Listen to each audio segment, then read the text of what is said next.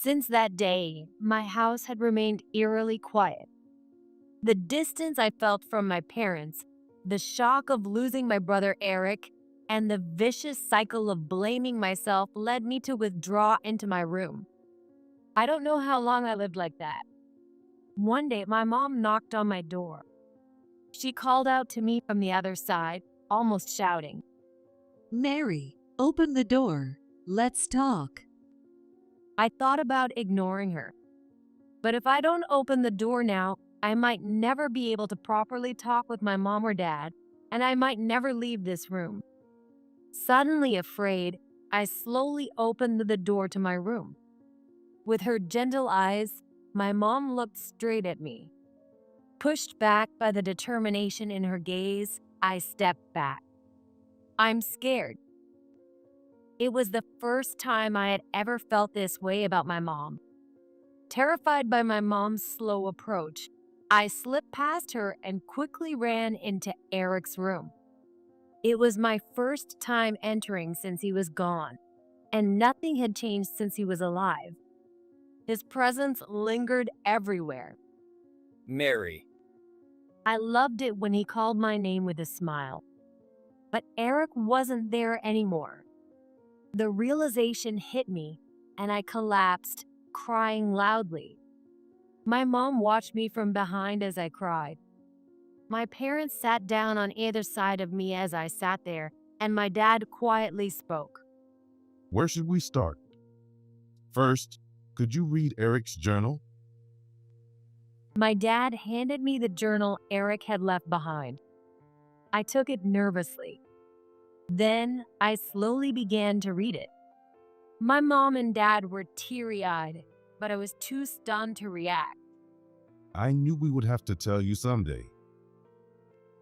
My dad murmured apologetically. Hi, how was your day? After finishing my exhausting shift and returning home, my mom greeted me.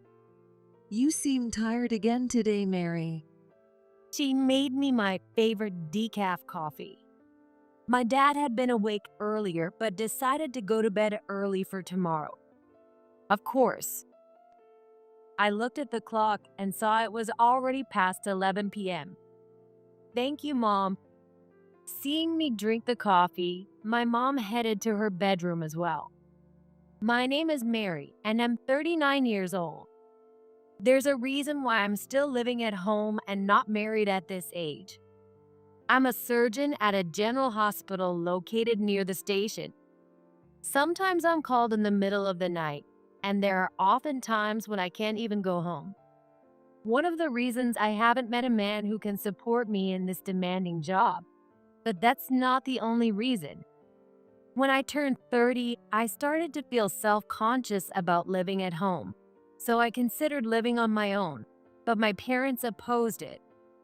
You might think they are being overprotective, but that's not the case. I can't do any household chores at all. I'm terrible at cleaning, laundry, and cooking. Even though I want to do them, I just can't seem to get it right. My parents know this, so they oppose me living alone because they can see that my place would become a mess. Moreover, if I had moved out, I probably wouldn't be sitting here calmly drinking coffee. Instead, I'd likely be collapsing from exhaustion in a messy entryway. I'm really grateful. As I passed by my parents' room, I silently expressed my gratitude and sank into my fluffy bed. The next morning, when I woke up, I headed to the living room. I'd taken the day off, so I shouldn't receive any calls except for emergencies. Still, you never know what might happen, so I always keep my phone with me. My parents were already up and had finished breakfast. Good morning, Mary. You were home late last night. Are you okay? My dad asked with gentle concern. I'm fine. I sat down next to him and glanced through the newspaper. Watching me, my dad murmured. Has it really been 23 years since then? I looked at the date on the newspaper. Exactly 23 years. I nodded with an awkward smile. After finishing breakfast, my mom, dad, and I got ready and got into the car. I'll drive. I haven't driven the car recently, so I want to get back in the groove. My dad intended to drive, but I said that and took the driver's seat. On the way there, the car was unnaturally quiet. No one tried to speak. I'm sure both my dad and mom were lost in their own thoughts. As I drove, I remembered many things too. When we arrived at the cemetery on a small hill, we silently started walking. We reached a particular grave. At last, my mom spoke. Eric, we're doing well. Hearing her words, my dad and I each silently spoke to him in our hearts. Eventually, we looked at each other. It's time to go. I spoke to my parents, who seemed like they would stand there until sunset if I didn't say anything. After watching them head towards the parking lot, I spoke to the grave. I'll be back, Eric. With that, we left the cemetery. We decided to grab a meal and went to a nearby restaurant. As I reached into my bag to take out my phone, I noticed something. It was something Eric had bought me when he was still alive after I asked for it. Holding it in my hand, I got lost in memories, and my dad spoke to me with concern. I'm fine. I was just remembering, I said with a smile. My parents are very kind to me. Even though I'm well into adulthood, they still worry about me. I can hardly remember a time when they were angry with me. But even more loving than my parents was my old brother, Eric. When I was little, he always held my hand, and that continued until I was too embarrassed and refused. Whenever I went out with my friends, he would constantly remind me to watch out for cars and not to follow strangers. I often thought he worried too much, but I was happy. I felt loved and cared for, and I loved Eric just as much. We got along so well that whenever I heard stories about my friends fighting with their siblings, I couldn't understand why they would fight. However, it was also true that I found it strange in a way. No matter how selfish I was, my parents and Eric would always listen and laugh. It wasn't until much later that I understood why they cherished me so much. When I entered high school, since it wasn't within walking distance, I had to start commuting by train, and Eric's level of concern seemed to intensify even more at that point. Take this with you. When Eric handed me a safety alarm so I could call for help if needed, I couldn't help but burst out laughing. I'm not a grade schooler. Besides, if this goes off on the train, it would just be a huge nuisance. Seeing me laugh, Eric looked a bit sad. I appreciated his concern for me, so I put the safety alarm in my bag. I'll keep it as a good luck charm since it carries your feelings, Eric. At that, Eric's expression relaxed into one of relief. Additionally, if I came home a little late, he would ask in detail where I was, with whom, and what I was doing. I was thinking about starting a part-time job once I got used to high school life, but I guess he'd never allow that. This was something that troubled me. One day, a friend I had made in the same class asked me if I had a cell phone. I had actually thought about starting a part-time job to get a cell phone, but there was the issue with Eric. At that time, most of the kids in my class had one, and it was essential for communication. How can I get one? While I was thinking about this, Eric casually said, It's great that your social circle is expanding now that you're in high school, but it worries me not knowing where you are or what you're doing. As soon as I heard those words, I had an idea. Well, how about you buy me a cell phone then? I wondered if it was too selfish, but I decided to take a chance.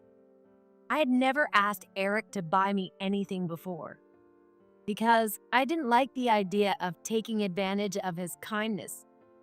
I was even a bit surprised by my own words. A cell phone? Eric looked puzzled. Did I just make an unusual request for myself? Maybe I went too far with my selfishness. I felt a bit anxious. But just when I thought I shouldn't have asked, Eric said. That's a great idea. He didn't seem to notice my surprise and started getting excited about when to buy it and what model would be best. The next day off, after we talked about it, Eric and I went out to buy a cell phone right away. I was excited about getting something I wanted and the fun of going out with Eric for the first time in a while. Maybe I was too giddy or felt too safe because Eric was with me, but I think my attention was scattered that day. Normally, I have a habit of being aware of my surroundings while walking, but that day my field of vision seemed narrower. Even remembering this now, I know there's nothing I can do about it. On our way back after purchasing the cell phone, we came to a crosswalk. I was so engrossed in talking with Eric that I didn't notice the traffic light. Even though it was a red light, I stepped forward. Watch out. At that moment, Eric shouted and pulled my arm. You really need to pay attention to the traffic light. Eric was furious. Having never been scolded by Eric before and seeing him angry for the first time, I was too shocked to speak. Noticing my open-mouthed, stunned expression, Eric returned to his usual gentle tone. Oh, sorry. I didn't mean to shout. No, it's my fault for not watching the traffic light. Thanks, Eric. He must have spoken louder than he thought. Eric looked flustered but let out a big sigh as I turned to face him. I'm sorry too. Seeing Eric hunch over apologetically, I felt a warm sensation deep in my chest. My dear Eric, I'm not a child anymore. I need to become a sister who can stand shoulder to shoulder with him, not just someone he always worries about. I made up my mind. While I was thinking this, the signal turned green. Oh, it's green now. Let's go. I started walking. But before I could get across, something pushed me from behind. Ouch. I fell forward and slowly turned around to see Eric lying on the ground. What just happened? People around us were in a commotion. The driver of the car stopped near Eric looked shocked and didn't move. Eric, lying on the crosswalk, wasn't moving at all. In no time, the road became stained with blood, and people helped me to a safe place. Eric? I called out to him repeatedly, but he didn't seem to hear. Eric. I wanted to rush over to check on him, but my legs wouldn't move. Eric. As I cried out, someone was rubbing my back. My mind was in a panic, yet somehow the voices of others talking around me stuck in my ears. That was incredible reflexes. He saved his sister, but I don't want to hear that. I crouched on the road and screamed as loud as I could. Eventually, an ambulance arrived and Eric was taken away. Since I had also gotten injured when I fell, I went to the hospital with him. Even in the ambulance, I kept calling out to Eric, but he still didn't regain consciousness. Why did this happen? He was supposed to help me set up my cell phone when we got home. I was planning to message him every day so he wouldn't worry. He has to wake up or I won't forgive him. I clenched my fists and just prayed for Eric's safety. My injuries were minor, and by the time my treatment was finished, my mom and dad had arrived at the hospital. But something seemed off. Mom was crying hysterically, while Dad stared blankly into the distance. Dad, Mom. When she saw me, Mom hugged me while crying, and Dad placed his hand on both our shoulders. Of course, my kind parents couldn't bear the fact that Eric had an accident, but they don't need to be so down. He'll wake up soon. Just as I opened my mouth to say this, Dad spoke first. It's good that at least you're safe, Mary. Eric did his best to protect you. What is he talking about? I couldn't help but laugh. Dad, what are you saying? At least I'm safe? Of course, Eric will be okay, right? Mom started crying again. I could feel her arms trembling as she hugged me. Mom, you're crying too much. Eric will be fine. But neither Dad nor Mom responded. I don't know how long the three of us stayed like that, embracing each other. A woman approached us. She led us to a room where Eric lay on a bed, looking completely different. Since that day, our house became eerily quiet, and despite the lights being on, it felt dark. Maybe because they were worried about my depression, my parents didn't talk to me. But it was still so distant. I felt a distance that hadn't been there when Eric was alive, as if they were afraid of something. Gradually, I began to believe that Eric's death was my fault, and guilt consumed me. Caught in a vicious cycle of feeling distant from my parents, the shock of losing Eric, and continuously blaming myself, I withdrew into my room and stopped going to school. Day after day, I did nothing but cry as I recalled my memories with Eric. On my desk, the shopping bag from the phone store we had gone to that day with Eric lay abandoned. I don't know how long I lived like that. My mom would bring meals to my door every day, but I had no appetite and barely touched the food. Then one day, as usual, my mom knocked on my door. Mary, I'm leaving your food here. I didn't respond and just listened to her footsteps fade away. Soon, I should have heard her going down the stairs, but then her footsteps stopped and came back towards my room. They stopped in front of my door, and I heard her voice. You can't go on like this. Unusually, she was shouting. Mary, open the door. Let's talk. I thought about ignoring her, but she persistently kept calling to me and knocking on the door. If I missed this chance, it might really be over. If I don't open the door now, I might never be able to talk properly with my parents again, and I might never leave this room. Suddenly afraid, I slowly opened the door to my room. My mom, whom I saw for the first time in a while, looked pale and haggard. Her gentle eyes still looked straight at me. Pushed back by the determination in her gaze, I stepped back. I'm scared. It was the first time I had ever felt this way about my mom. Feeling a growing fear as she slowly approached, I slipped past her and fled my room. And I instinctively ran into Eric's room. It was my first time entering since he was gone, and nothing had changed since he was alive.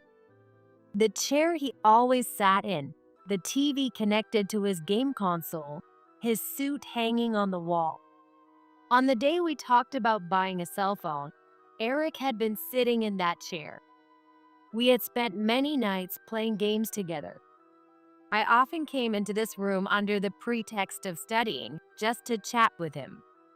The room still smelled like Eric, and memories flooded back. His presence lingered everywhere. Mary. I loved it when he called my name with a smile. But Eric wasn't there anymore. The realization hit me, and I collapsed, crying loudly. My mom watched me from behind as I cried. By the time I had stopped crying, it was already dark outside. My dad, who had returned from his work, and my mom, who had been watching over me, slowly approached. Exhausted from crying and having lost all my energy, I didn't even have the will to reject them. My parents sat down on either side of me, and my dad quietly spoke. Actually, after Eric passed away, Mom and I came into this room once. My dad's voice was as gentle as ever, and the coldness I had felt from him earlier was gone. There was a journal in Eric's desk. After reading it, we realized we needed to face you properly. So we talked about it. A journal. Did Eric write it? I had no idea he had written something like that. Holding my hand as I sat there in a daze, my mom began to speak. Mary, I'm sorry. I've been so cold. You must have felt anxious and lonely. I'm really sorry. She apologized over and over, and I didn't know how to respond. Where should we start? First, could you read Eric's journal? My dad handed me the journal Eric had left behind. I took it nervously. Then I slowly began to read it, unaware of the shocking truth it contained. A long time ago, there was a girl named Emily in this house. She was the daughter of my parents and Eric's blood-related sister. The journal started by describing how the four of them lived happily together as a family. Emily and Eric were very close, and Eric was very fond of her. One day, Eric and Emily went to the park together. It was just a 3-minute walk from our home. A park where elementary school-aged Eric always played with his friends. Although our parents were a bit worried, they let them go since it was a familiar park. Be careful and don't be late coming back. However, a few minutes later, Eric returned home alone. Noticing his pale face and inability to speak properly, my mom sensed something was wrong and rushed outside. On the way to the park, she saw a car stopped on the road. A man, likely the driver, was anxiously talking on the phone. When she went around to the front of the car, she found Emily lying there in a terrible state. I couldn't help but close the journal. Even though I had cried so much already, tears still streamed from my eyes. My mom silently rubbed my back, and after calming down a bit, I resumed reading the journal. After losing Emily, the family atmosphere drastically changed. My parents blamed themselves for letting the children go to the park alone. Eric felt guilty for being unable to do anything as he watched Emily get hit by the car. Eric's depression was the worst. He began refusing to go outside. It became difficult for him to attend school, and my parents, realizing that things couldn't go on like this, decided to adopt a child. Do you think it was a rash decision? But it was the only thing we could do. I remembered how I once asked my mom for a little brother or sister, but she gently refused. I later learned that my mom had undergone a hysterectomy. So far, the journal hadn't mentioned me. There were no new children that could be born from my mom, so they chose to adopt. As I continued reading, my heart pounded with nervous anticipation, unaware that even more shocking revelations awaited me. The child they adopted was a baby girl named Mary. What me? Both my parents were teary-eyed, but I was too stunned to speak. I was adopted? I always knew we'd have to tell you one day. My dad murmured apologetically. The journal went on to describe how Eric gradually regained his spirit and how my presence had saved not just him but also my parents. The last line expressed his determination to protect this beloved family. After finishing the journal, I took a deep breath. It was hard to believe that I was adopted, but even more devastating was the fact that my parents had lost both of their biological children in accidents. That realization was overwhelming. And then I began to understand why I had always been treated with such extraordinary care. After a long silence, my dad spoke. As the journal said, Eric gave his life to protect you, Mary. The small life he couldn't save that day. Did he protect my life to ensure he never repeated the same mistake, even though we weren't related by blood? Tears welled up in my eyes again. Even so, Dad and Mom, you've been so distant to me. As if she understood my silent sobs, my mom spoke to me next. Mary, Dad and I love you. It's not that we don't. My dad nodded repeatedly. After losing 2 children, we were terrified of losing you too. I couldn't understand the feelings of parents who had lost children they loved. But the deeper the love, the greater the pain must be. We love you so much, Mary, and you mean the world to us. Please understand that. Listening to them, I realized their fear of losing me had overshadowed their ability to show their love, leaving them unsure of how to act. You should have told me that, I shouted emotionally. After Eric was gone, you both seemed so distant. I poured out all the feelings I had kept bottled up. I was so lonely. Blaming myself for Eric's death was painful. Their distant attitude made me feel anxious, lonely, and sad. My mom hugged me as I poured out everything. Then my dad embraced both of us. The three of us held each other and continued to cry. Eventually, when we all lifted our heads, my mom spoke. Mary, we may not be the most reliable parents, but could we try again as an irreplaceable family? I squeezed my mom's hand and nodded firmly. To me, you both are my real family. Thank you. Thank you. We looked at each other, and feeling a bit embarrassed, I made a request to my mom. After all that crying, I'm hungry. Mom, can you make some food? I'll help. And so, for the first time in a long while, we sat around the dining table as a family. Later, I got ready to go back to school. I checked my uniform, my hair, and my belongings multiple times to make sure everything was in order. Then, I put the cell phone on my desk into my bag. The cell phone that Eric bought me had a strap he got for me on the same day. Eric and I had picked it out together at a shop. It sparkled as if lighting up my future. I had breakfast and put on my shoes. Suddenly, a wave of anxiety washed over me, and I turned to look at my parents who were watching over me.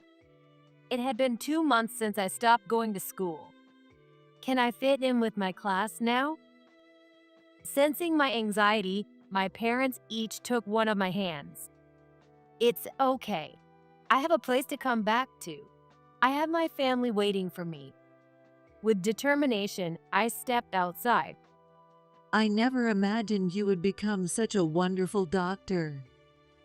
Even though you can't do any cleaning or cooking. As we ate, the time passed peacefully. I became a doctor because I wanted to save as many accident victims as possible, like Eric. After returning to school, I studied tirelessly and finally got accepted into medical school. Of course, there were many twists and turns. But the presence of Eric, who lives on in my parents' and my hearts, supported me countless times. The next morning, I packed my usual work tools into my bag and put on my shoes. When I opened my bag to check if I had forgotten anything, the sparkling strap caught my eye. I've cherished it and used it since that day. The treasure I bought with Eric. Even today, it feels like he's pushing me forward. I put on my shoes and looked back at the house. Then, in a loud voice, I said, I'm off. I felt like I heard Eric's voice along with my parents' voices. Have a good day. Did you enjoy playing family? My husband Bob left all the household chores and parenting to me. I worked hard to raise our daughter. Sometimes strict, but always full of love, as if we were a real family. But words from my beloved daughter and Bob messed up all my previous thoughts. We'll divorce and cut ties then. The revenge I decided on would push the two of them to their limits. My name is Catherine. I was always the serious and top student since I was a child. Once I made up my mind, I wouldn't bend it. I am quiet, but I have a passionate personality. However, I didn't show this personality to others much and kept it hidden within, so I was really bad at expressing my feelings outwardly. Some of my friends from high school who knew my personality well even scolded me a little. Catherine, you're really too quiet. You just go along with whatever people ask you to do. You need to learn how to say no or refuse sometimes. After graduating from my girls' high school, I went on to a women's college through a direct entry system. While my friends seemed to be making boyfriends and having lively talks about romance, I didn't have many encounters with men, and I had never had a boyfriend. Well, strictly speaking, I did have a mutual crush with a boy who confessed to me back in middle school, and I remember holding hands and walking home together, but could that even be called having a boyfriend? I pondered over it with a bit of a dreamy feeling. Then I landed a job at a major company. As a sales assistant, my job was to support the sales team. Even though it was an office job, I was running around all day, supporting the staff, so it was incredibly busy from morning until night. But despite the overwhelming busyness, I found it enjoyable, and I was having a fulfilling life as a new employee. My nature of being serious and diligently completing any task I was assigned paid off, and I received high praise from my boss, and was even quite popular among clients, which was something I was very thankful for. In the midst of my busy days at work, I had an unexpected encounter. Catherine, you're working hard again today. Everyone's already gone home, but you're still here. That's awesome. Here, take this. As everyone else headed home, I quietly stayed behind, working overtime. Bob, one of the sales staff, came over and handed me a coffee he'd likely bought from a cafe. "Oh, thank you so much." No worries. Bob said that and laughed.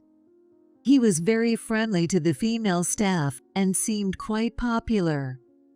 Even my glamorous coworkers admired him. That Bob handed me a drink. I felt my heart flutter in an instant. Maybe it was due to my lack of romantic experience, but I could feel my cheeks flush. Looking back, I didn't understand why a popular guy like Bob would choose someone as plain as me, but this day working late marked the start of our relationship. Of course, the other female staff didn't take it well, but that was only at the beginning. Bob was used to being around women and acted like a true gentleman. I've always been pretty popular. Maybe it's because I'm considerate? Just kidding. He would escort me carefully on our dates, smiling as if he were joking. It was no wonder he was popular with women. He truly had the aura of a guy who attracted attention. As a sales rep, Bob's job often required him to go to dinners and pubs with his clients. It's not that I don't trust you, but I feel a little uneasy sometimes. I remember once expressing my concern. Wow, I didn't expect that. I thought you weren't the type to say stuff like that, Catherine. Bob seemed a bit surprised, maybe even slightly annoyed. Sensing that weary vibe, I stopped bringing up anything about other women after that. Even though I lacked confidence in my appearance, I felt secure in our relationship and bond. That's because Bob had practically moved into my apartment in a cohabitation setup. Bob, being somewhat of a laid-back husband, didn't even take out the trash. Of course, I handled all the housework. I once even confided in an old friend over lunch. Well, he's a popular guy, right? You gotta pamper him a little, or he might go off to some other woman. Her words made sense, and I couldn't argue with her logic. Bob himself always complimented me with things like, I'd be totally lost without you, Catherine. You can handle my work and the house. You're seriously the best. I didn't mind being busy and actually enjoyed supporting someone else. It was in my nature to do so. Taking care of Bob, who only ever relied on me, wasn't all that bad. Our relationship dragged on for 6 years, and my parents started asking more about my marriage. Is this guy really treating you well? Isn't it about time you two got married? Come on, honey. It's a big responsibility for him, too. Don't rush him like that. It's not fair. Yeah, you're right. Sorry, Catherine. My mom, always concerned about me, and my dad, who empathized with Bob's position as a man. I really thought I had great parents. Of course, I'm thinking about it. Well, eventually. At first, I brushed it off like that, but even I started to worry about our future. I wasn't someone who was overly eager to get married, but after 6 years of living together, wasn't it basically the same as being married already? Was it okay to continue like this? These thoughts began to weigh on me. Then, after I turned 30, I finally decided to bring it up with Bob. So, what's next for us? I'm 30 now, and if you're not planning on getting married, maybe we should end things. What? Yeah, well, I guess. Bob let out a small sigh, or at least it looked that way, but I wasn't sure. There was a long, heavy silence, and just as I was about to speak again, All right then, let's just get married. it was such a casual proposal. It wasn't the kind of dramatic proposal I had dreamed of, with a bouquet of roses and whispered words of love, but I was still really happy that Bob had finally made up his mind. If we're getting married, I have one condition. I want you to keep working hard. You know, it's a time when women need to be independent too.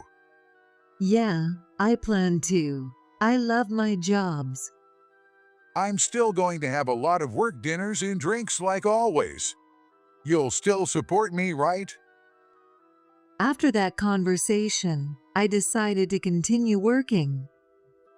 Many of Bob's female colleagues, especially in the busy sales department, had left their jobs after getting married, but I chose to keep working. I married Bob, believing we could maintain an independent relationship while eventually having kids, raising them, and building a loving family together, leading a happy life, or so I thought at the time. Bob and I officially registered our marriage. My parents, who had long been looking forward to my marriage, were overjoyed. That being said, after living together for 6 years, our newlywed life wasn't as happy as I had imagined. We both continued working as usual and lived our lives freely. Bob's late nights didn't change, and I was constantly busy with both work and housework. We spent some weekends together, but even on days off, Bob always seemed busy. I'm going golfing with my boss this weekend. Next week, I'm going on a trip with my coworkers. I couldn't help but feel frustrated, thinking that nothing had really changed since before we got married. But I was also busy at work, so I chose to focus on that and not dwell on it too much. About a year into this routine, a thought crossed my mind. Looking back, even during our dating days, Bob and I didn't have much physical affection. But now that we were married, I wanted to talk about family planning. Since I was already over 30, I was starting to feel anxious about when I'd have kids. So Bob, what do you think about having kids? Have you thought about what we're going to do in the future? It was one of the rare weekends we were spending together, and Bob was engrossed in playing a game on his phone while sitting on the couch. What? Kids? Startled, Bob dropped his phone the moment I spoke. His reaction was something I hadn't expected. "Why are you so flustered? Are you okay? What's going on?" He was visibly shaken, blinking rapidly, and scratching his head nervously. "What's wrong? Did something happen?" I asked as calmly as I could. About kids? Sorry, but Bob mumbled in a low voice, fidgeting uncomfortably. "What? I can't hear you. Speak clearly. I'm listening." Prompted by me, Bob muttered while looking down. it's about my kid. I might have to take in and raise my child. Maybe. My mind went blank, and I had no idea what he was talking about. As Bob explained, he had been cheating on me with multiple women over the past 7 years, including the time we were together. And recently, one of those women, a girl named Jessica, showed up at our house with a piece of paper and a newborn baby. That day, I was working late, and Bob had come home before me. I don't know if she timed it intentionally, but Jessica appeared, holding the baby. This baby is definitely yours. You're going to take responsibility and raise her. I can't do it. With just those words, she pushed the baby onto Bob and ran off. Bob explained that Jessica was a girl he'd met in the nightlife scene, and he wasn't even sure what she did for a living. "So where's the baby now?" I panicked because I didn't want you to find out, so I took her to my parents' place. They're watching her now. Seeing Bob looking so apologetic, I couldn't help but let out a big sigh. "Your parents aren't in the best health, right? You made this mess, so you can't just dump it on others." Bob told me Jessica was 19 years old. I couldn't imagine how hard it must have been for a young woman to give birth alone, with no one to turn to. Thinking about what Jessica had gone through, I couldn't just brush her off.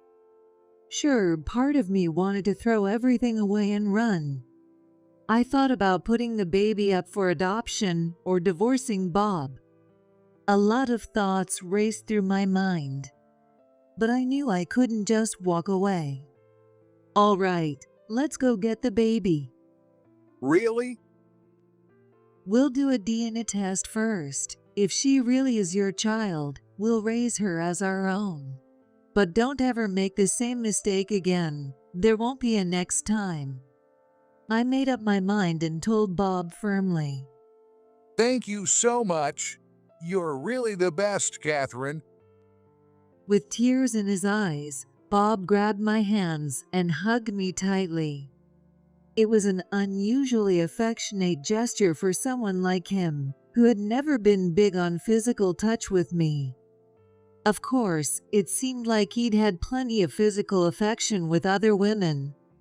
We did the DNA test, and as it turned out, the baby was indeed Bob's. Along with the baby, there was a birth certificate that had the name Alice on it. It was the name Jessica had given her.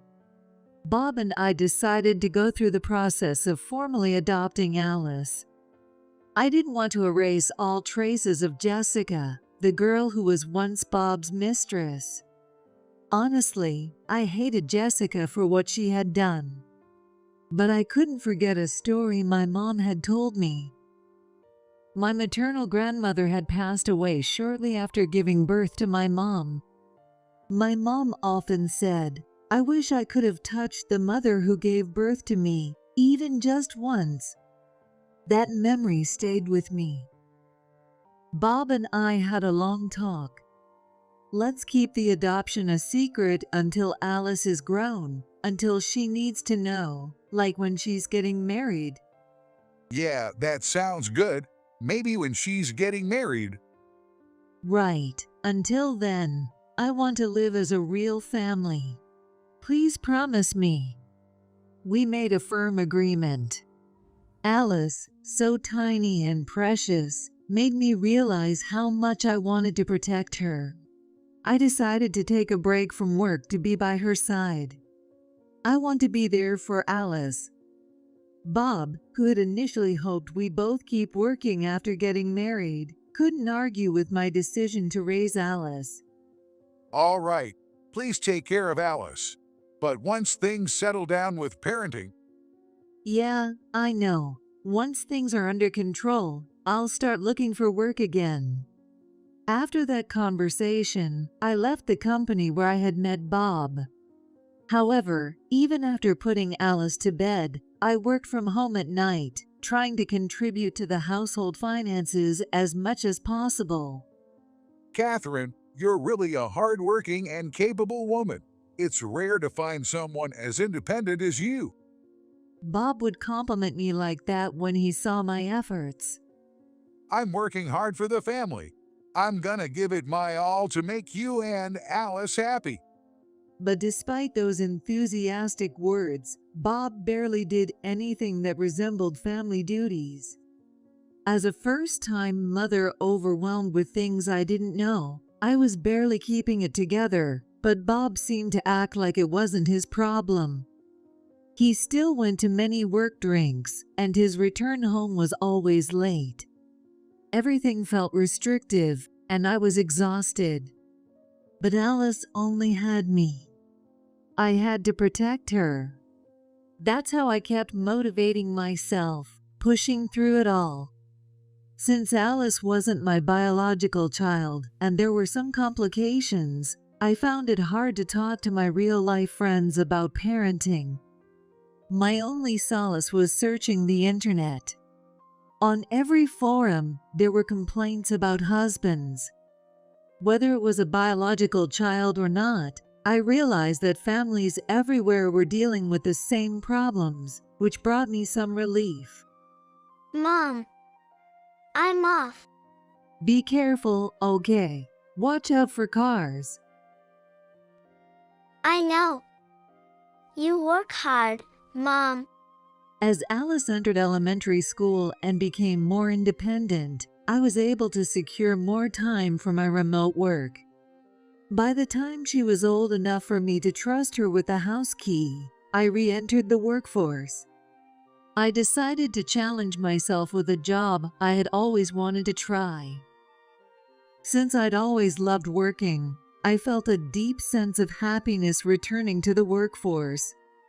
When Alice hit her rebellious teenage years, I tried my best to face the challenges as a mother. But the wall between us grew tall and thick. She stopped making eye contact, and sometimes she wouldn't even respond to me. When she did, her attitude was cold and distant. I looked it up online, and they said it was typical teenage behavior, so I wasn't too worried. While I was doing my best to deal with her teenage rebellion, Bob, who had been uninvolved in parenting up to that point, suddenly became close with Alice. It made sense that she would feel more comfortable with him, given the tension between us. I watched them laugh together, finding their father-daughter bond heartwarming. "Hey, let me join in," I'd say cheerfully sometimes, but I'd just get ignored. She's going through her rebellious phase. It can't be helped. Bob would say with a laugh, patting on my shoulder.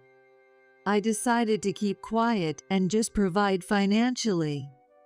That's when I started putting even more effort into my work. One day, as suddenly as it began, Alice's rebellious phase ended. She returned to her old self, or even a more cheerful and energetic version. Mom, I'm sorry for how I acted. I've been reflecting on how horrible I was. It's okay. I went through a similar phase. It's something everyone has to go through. Just like that, we were able to rebuild our close mother-daughter relationship. At least, that's what I thought. After coming out of her teenage phase, Alice became much better at asking for things sweetly. She started asking for more allowance, but I figured it was because, as a high schooler, she probably had more social obligations with friends. So, I tried to support her as much as I could. I reminded myself that I was the same way when I was younger, and it was much better than dealing with her rebellion. We sent Alice to college without the need for student loans and even supported her short-term study abroad program, fulfilling our duties as parents. Thanks, Mom. I love you. She'd say that with such a cute smile, and it made me so happy as a mother. Watching Alice grow into a responsible adult and leave the nest filled me with emotion, and I couldn't help but tear up. Even after Alice became an adult, she kept asking for money. Mom, I've been going out to so many parties lately, and I'm broke. Can you help me out? There's this brand name bag I really want. Can we go to the outlet mall together? I want you to help me pick it out. I would often splurge on gifts for my cute only daughter. Parenting was already behind me, and I had enough financial leeway, so it didn't bother me much. I wanted to happily give her the occasional present. But a few years later, everything changed suddenly. I'm getting married. Alice told me. Her boyfriend was the son of a company president, apparently. I was overjoyed at the news of my only daughter's engagement. But my heart tightened as I realized the time had finally come to tell Alice the truth about our relationship. "Congratulations! I'm so happy for you. I can't wait for your wedding," I responded cheerfully. But Alice didn't smile back at me. I don't invite you to my wedding. You're a stranger. What? What do you mean? My vision went blank, and I felt confused. I hadn't told Alice the truth yet. Why was she saying this? As I stood there, bewildered, Alice continued. Dad told me when I was in middle school. He said you're not my real mom, that you're just a stranger. I felt a wave of despair so overwhelming that I almost lost consciousness. Struggling to control my breathing, I looked at Bob, who smirked at me with disdain in his eyes. So, how was it? Did you enjoy playing family? Back then, I found you so annoying, Mom. That's when Dad told me. She's not your real mom, so she doesn't understand how you feel. But she's got money, so just keep her happy and make sure she keeps giving you cash. Alice said this nonchalantly as she played with her long, silky hair. Once I knew we weren't related by blood, it all made sense. So, I used you a lot after that. I never imagined I would hear such words from the daughter I had lovingly raised all these years. It's hilarious, isn't it? She spent all that money raising you even though you're not related by blood. Catherine's just been an ATM and housekeeper this whole time. Bob and Alice exchanged a small high five and laughed together.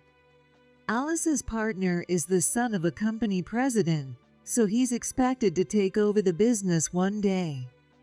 She probably thought she wouldn't need my financial support anymore. I took several deep breaths, quickly processing all the information. After taking stock of the situation, I let out a heavy sigh. All right, divorce and cutting ties it is. I responded with extreme calm. What? What?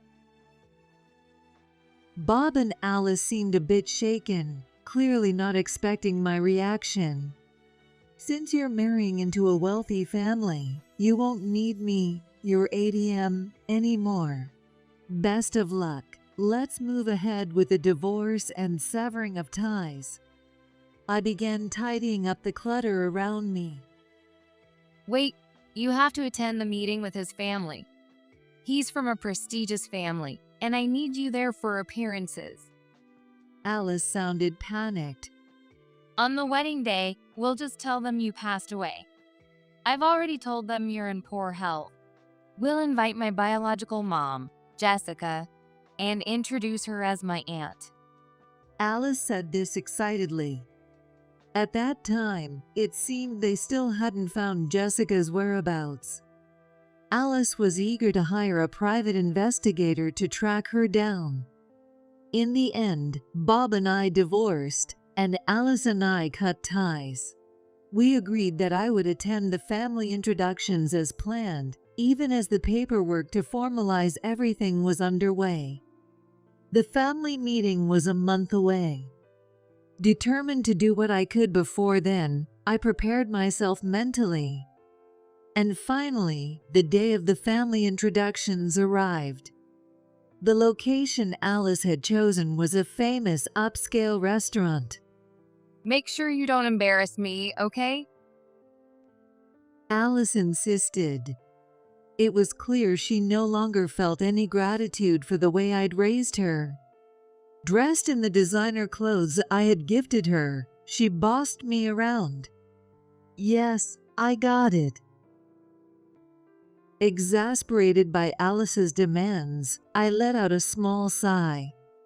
Though perhaps what really annoyed me most was the fact that I had raised a daughter like this. Alice's partner was named Jack. She had shown me pictures of him before, but in person, he was even more handsome. His parents were impeccably groomed, and it was immediately obvious that they were wealthy. Alice carried herself with as much elegance as Jack's family. Of course, all the luxury items she wore were things I had bought for her. Catherine, how are you feeling? Jack's mother asked, looking at me with concern. Apparently, in Alice's storyline, I was supposed to die before the wedding, so I was pretending to be in poor health. Thank you for asking. I'm just looking forward to seeing my daughter on her big day.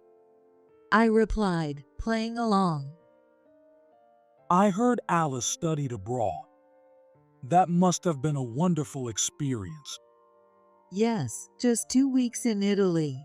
It was a short trip, but I heard she had a great time. 2 weeks, you say? Out of the corner of my eye, I could see Alice glaring at me, but I didn't back down. But look at her. She's working hard, managing everything, and dressed so beautifully. Doesn't she look stunning in her outfit? Thank you. I picked out and gifted her everything she's wearing. I'm honored you noticed. Oh, I didn't know.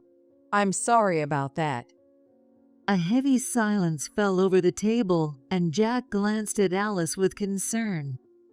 Under the table, Alice hit my hand and nudged my leg. Sorry about my mom. She doesn't have much time left, and her mind gets a little confused sometimes. I'll just take her to the restroom for a moment. Come on, Mom. With that, she dragged me by the arm out of the room. Once we were alone, Alice began to scold me in a rapid whisper. Are you trying to ruin my engagement? I only told the truth. I said I'd attend the meeting, but I never promised to lie. I stood firm, and Alice clicked her tongue, glaring at me with fury. You'd better get back to the table before your dad makes a mess of things, I said, watching as Alice stormed back into the room, clearly frustrated. I followed her, smiling as I returned to my seat. Jack's father turned to Alice, looking serious. We're not old-fashioned or strict. Jack has chosen you, and we're here to support him. Isn't that right, Jack? Yeah, Jack responded, wearing the same serious expression as his father. Though Alice seemed anxious, she was clearly moved by her future in-law's generosity. The wedding date was set for 6 months later. Since it was to be a grand affair befitting a prominent family, Alice was fully committed to making it perfect. However, Jack would be working abroad for the next 6 months, so they wouldn't be seeing much of each other. Alice seemed a little down about that, but she was already dreaming about the luxurious life that awaited her. As for Bob, he was still heavily indulging in his womanizing ways, especially now that our divorce was settled. I had already made it clear that I didn't care, as long as he acted like a responsible adult and maintained some decorum. With that permission, Bob was living it up. Bob had always been popular with women, and even though he was getting older, it seemed women still flocked to him. My only wish was that no more women like me would have to suffer. That was all I wanted. Planning a wedding is supposed to be a huge hassle, right? But Jack's family butler is handling everything, including the invitations. Isn't that awesome? Alice said, showing no interest in participating in the wedding preparations. Her lazy, dependent personality had clearly not changed. Then, news came that Jessica's whereabouts had been discovered. I had a friend who was a private investigator, so I introduced him to Alice. When she heard he would do it for free, she jumped at the offer. I saw a picture of Jessica, and she's absolutely stunning. I haven't met her yet, but just seeing her photo made me feel a connection, you know?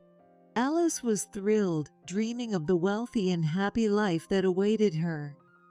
Then, one day as the wedding approached, my divorce and separation were finalized. Thanks for everything. If you ever need help, don't hesitate to call me. I said my final goodbyes as I packed my things and prepared to leave the house.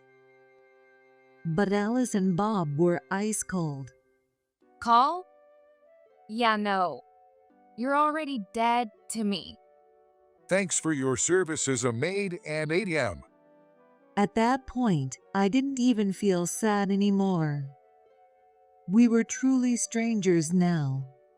With a sense of relief in my heart, I walked out of the houses. It was on the day of Alice's wedding. I was enjoying a peaceful tea time at a nearby cafe, just as the ceremony was supposed to begin. Suddenly, my phone rang. It was Alice. What the hell is going on? You know where it is, don't you? Get here now. Alice's panicked voice screamed through the phone, half hysterical. I had expected a call like this. I finished my coffee in one gulp and leisurely made my way to the wedding venue, which was right next door. When I arrived, the place was eerily quiet. No hustle, no bustle. I headed toward the grand hall where the lavish reception was supposed to be held. There I found Alice, her face flushed red, and Bob, looking pale as a ghost. But besides them, there were no staff, no large crowd of guests. In the room were Alice, Bob, the elderly couple who were supposed to become Alice's in-laws, and Jack. There were also 3 women standing there, each with a young child. The joyful wedding atmosphere was completely absent, replaced by a tense and strained air. As soon as Alice spotted me, she screamed. Mom, explain this. You planned this, didn't you? Are you trying to humiliate me? Stop calling me Mom. Who cares about that? Did you ruin my wedding? You're the worst. While Alice raged, Bob stood frozen, trying to blend into the background, avoiding eye contact with the women. You shouldn't get married. Jack's family will only suffer. I don't get it.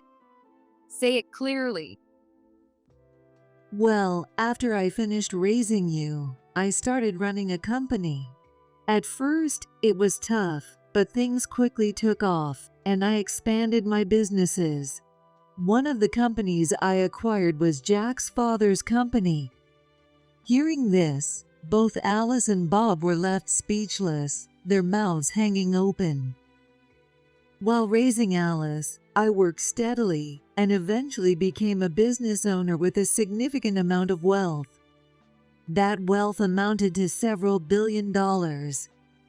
Buying Alice the occasional designer item had been easy for me. Catherine saved my company when it was on the verge of collapse. And now this. I'm sorry we deceived you, Alice. Wait, since when? When did you plan all of this? Alice stammered, her hands trembling as she spoke to me. Ever since I found out Jack was your partner, by the time we had that family meeting, Jack and his parents already knew everything about you. Since way back then? Alice collapsed to her knees. I was so happy when I heard you were getting married. When I heard your partner was Jack, I wanted to congratulate you from the bottom of my heart. But then, after everything you did to me, I must have failed as a mother. I said to Alice. When Catherine told me about Alice's true nature, I was shocked and sad. But honestly, I'd already suspected that you might be after my money. So in a way, it wasn't really a surprise. Jack added, sounding half exasperated.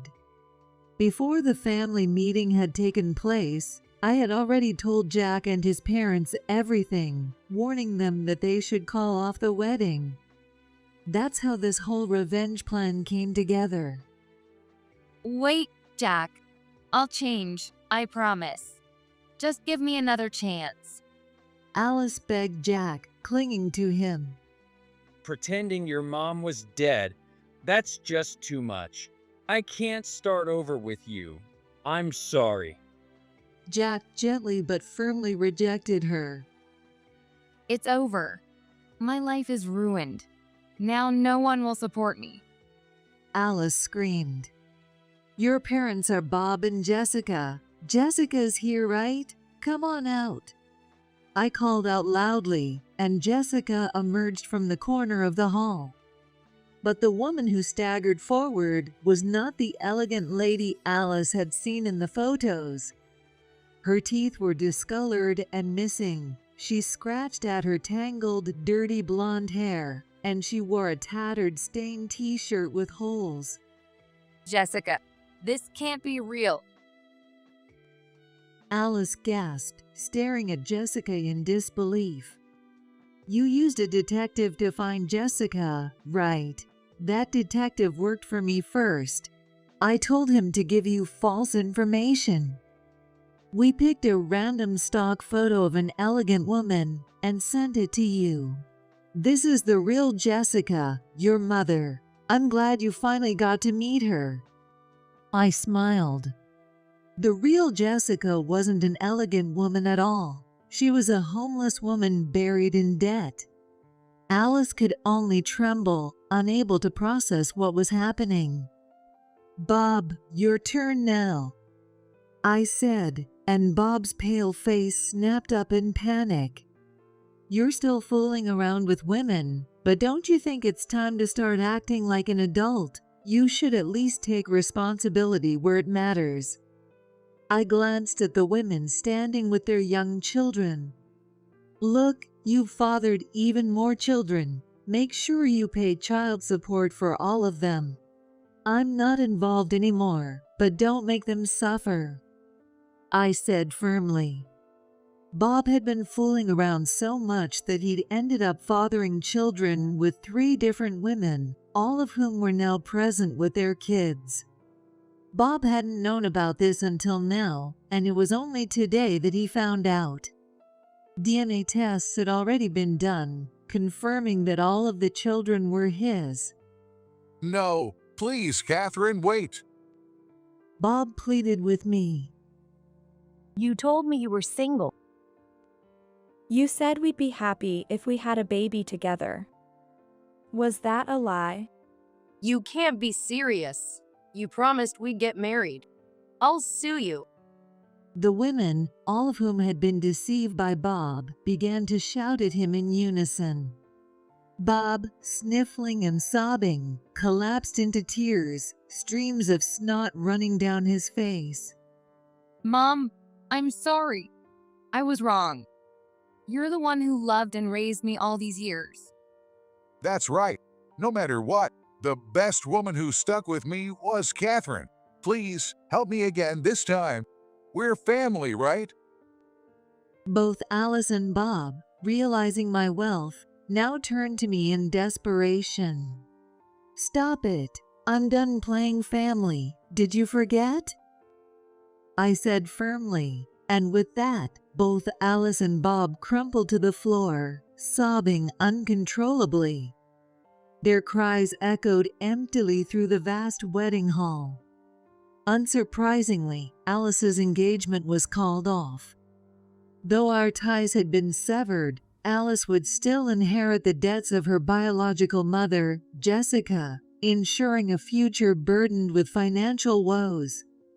As for Bob, he faced multiple lawsuits from the women he had deceived, who accused him of lying about being single and abandoning them after learning they were pregnant. Naturally, he was also obligated to pay child support for all of his children, albeit in small amounts for each. With only his salary as a company employee, Bob's financial situation is dire. He sold the house and moved into a rundown apartment. He works multiple part-time jobs, laboring day and night, even on weekends, with no time off. As for Alice, her spending habits haven't improved. She's living on credit, juggling loans and barely getting by, essentially living paycheck to paycheck. Frustrated with her daily struggles, she hasn't given up on marrying a wealthy man and has started attending matchmaking events again. But with her debts and complicated family situation, no one is interested. Meanwhile, my company continues to grow, with more successes and an increasing number of subsidiaries. I'm living a fulfilling life, managing a thriving business. I'm currently in a relationship with a man who is the CEO of another company, and while we're happy together, we're in no rush to remarry.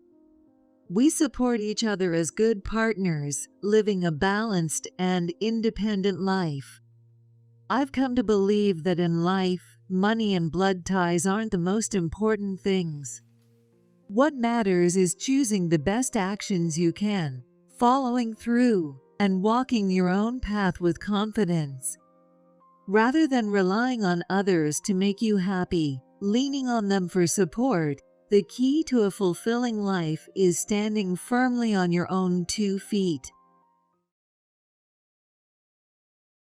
Grandma, I'll be there in about 10 minutes. I'm making your favorite fried chicken, Brad. Don't rush, just take your time. I thought I heard a little chuckle from Brad on the other end of the phone. But 10 minutes passed, and Brad never showed up. A month went by without a word from him. Why didn't Brad keep his promise that night without any explanation? Did something happen to him? One day, Brad's wife, Melissa, called me. Brad passed away. I was confused. Passed away? What do you mean, passed away? What do you mean? I don't quite understand. It seems he fell asleep at the wheel. He crashed into a guardrail, and by the time he was taken to the hospital, he was already gone. I was shaken by the suddenness of it all. Brad is gone? Fell asleep at the wheel? What? Are you joking? Did Brad get hurt? Which hospital is he in? I'll come right away. No, he passed away a month ago. We finally finished his funeral and all the paperwork, and we're just starting to settle down. I'm so exhausted. Melissa sighed dramatically. A month ago? The funeral's over? The call was abruptly cut off, leaving me feeling lost. My appetite faded more and more with each passing day. The grief buried deep inside me began to slowly take over, seeping into my body. One day, I caught a glimpse of my own face in a passing moment and was shocked. My face was full of wrinkles far beyond my age. I touched my eyes with my fingertips, feeling pitifully old. Every morning, as I prayed to his picture, Brad's happy smile would come to mind. It still didn't feel real, but 3 years had passed since then. 3 years without seeing Brad's face. Even though I never saw Brad's last moments, time confirmed the reality of it. One day, like usual, I was praying in front of his picture. I lit the incense, just like I always do. I closed my eyes and prayed for a long time. Just as the smoke was about to disappear, I heard a raspy voice behind me. We finally met again. In the silence, I felt something move behind me, and I turned around. What's going on? There stood Brad, the very person I had been told was gone. My name is Kate. I sit in my quiet living room, looking at old photos, reflecting on the past. One picture of my daughter's graduation hangs on the wall, representing a moment I'll never forget. The young girl in the photo, beaming with a bright smile, still warms my heart today.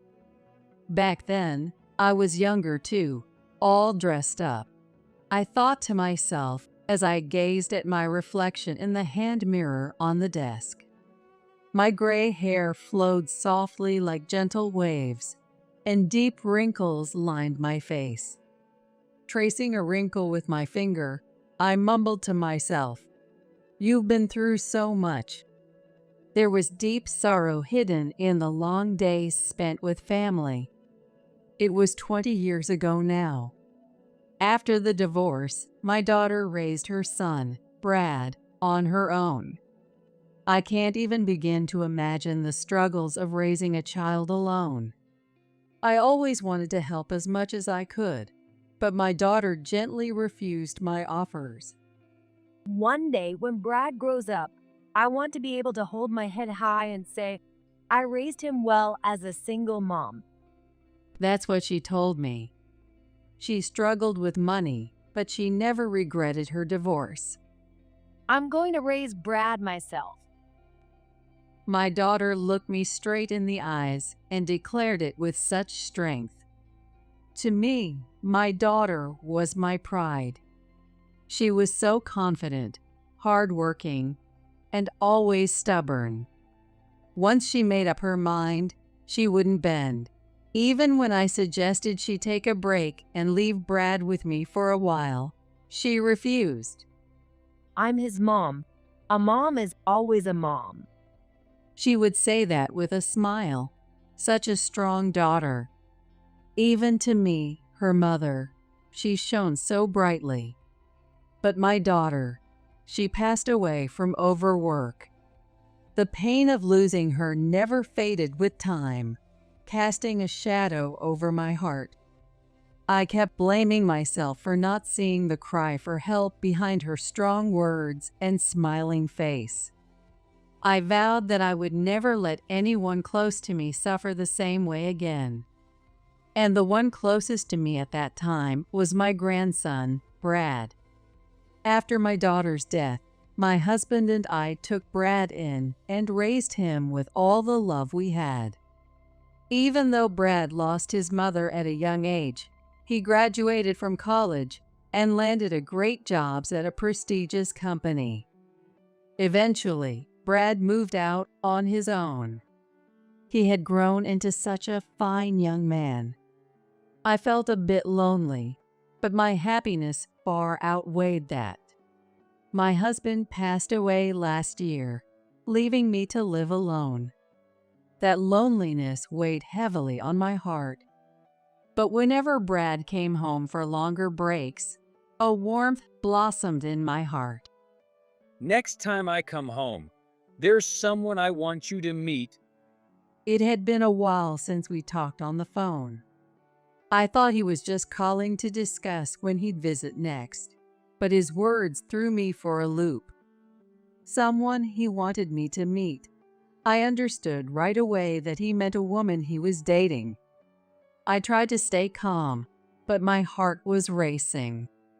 Excitement built up as Sunday approached, the day we had planned for him to visit.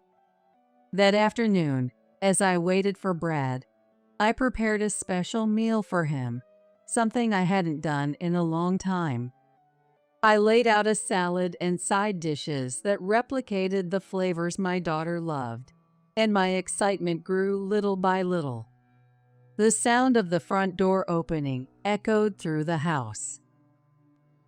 I turned off the stove as the special soup started to boil and quickly rinsed the knife before heading to the entrance. Grandma, I'm home. Brad, still calling me Grandma like he did as a child, had grown into a tall and handsome young man. I couldn't help but smile, filled with joy. I've got something to tell you. Brad said before I could even greet him. He gently nudged the woman standing behind him forward to introduce her to me. My first impression was that she had porcelain-like skin.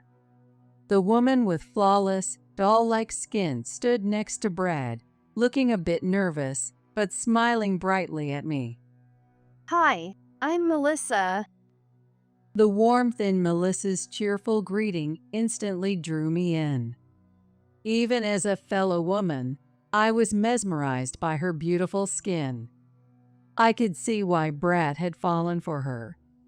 Nice to meet you, Melissa, I replied, welcoming her as I led them to the living room. Brad and Melissa both exclaimed with delight when they saw the meal I had prepared. Their compliments on the food I had put much effort made me happy, and soon the conversation flowed naturally. I shared stories about my family and memories from Brad's childhood. Brad smiled sheepishly, and Melissa smiled gently at him as she listened. Kate, please tell me more about Brad. I love him so much. Her words touched my heart, and I could see how deeply she wanted to understand Brad, which filled me with joy. Suddenly, I realized something as I looked at Melissa's face. She reminded me of my late daughter in some way. Though he never said it out loud, Brad might have noticed too. Brad has always been a kind soul. Seeing him with you makes me feel at ease. I smiled, and she smiled and nodded. The warm atmosphere between us made me feel like a new family bond was forming. That night, after seeing Brad and Melissa off, I sat in front of the wall shelf in another room. I gazed at the pictures of my daughter and husband. She seems like such a good girl, I whispered. The Melissa that Brad chose would surely make him happy. I had a feeling about it. As time passed, they eventually got married. On the day of their wedding, the sky was brilliantly clear. Brad, the groom, wore a white tuxedo, his face showing a mix of nervousness and joy. Melissa, in her wedding dress, looked as beautiful as a movie star.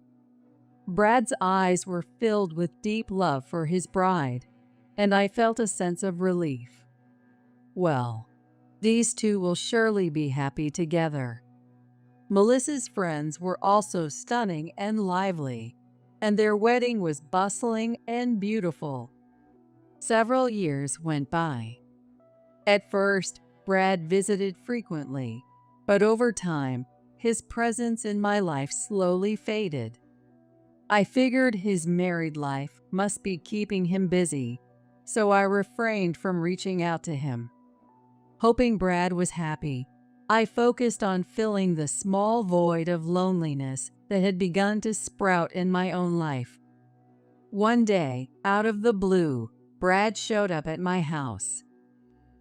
Surprised by his sudden visit, I peeked at his downcast face in the entryway. A sense of unease crept into my heart. Brad, standing before me, looked thin, pale, and as if he might collapse at any moment. I quickly invited him inside, my concerns spilling over in my words. "What's wrong?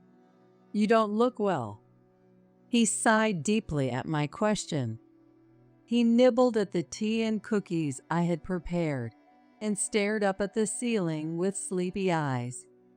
Actually, I've been having trouble at work with a guy named Jack, and it's really stressing me out. His voice carried a tone of exhaustion, and I couldn't help but frown. No matter what advice I gave him about his workplace troubles, he'd probably just find it annoying. I wondered what kind of trouble Brad was referring to, but since he didn't bring it up, I decided not to pry. "And how are things with Melissa? If you keep looking this tired, she's bound to get bored." Melissa's the type who enjoys going to spas and the gym by herself. We both value having our own time. Spas and the gym. I guess that's how she keeps up her stunning looks. But even though Brad looks this worn out, I wonder if Melissa has noticed. If I started complaining about Melissa now, it was clear that it would only upset Brad. So I held back my true thoughts and refilled Brad's cup with tea. "Don't hesitate to come home anytime. This is your house." I spoke as gently as I could. Brad's expression softened slightly at my words, but the darkness lurking in his heart didn't fully fade, and he went back to staring blankly at the ceiling. The following weekend, I went on a trip with my friend. I noticed how foreign tourists have increased so much at the busy destination.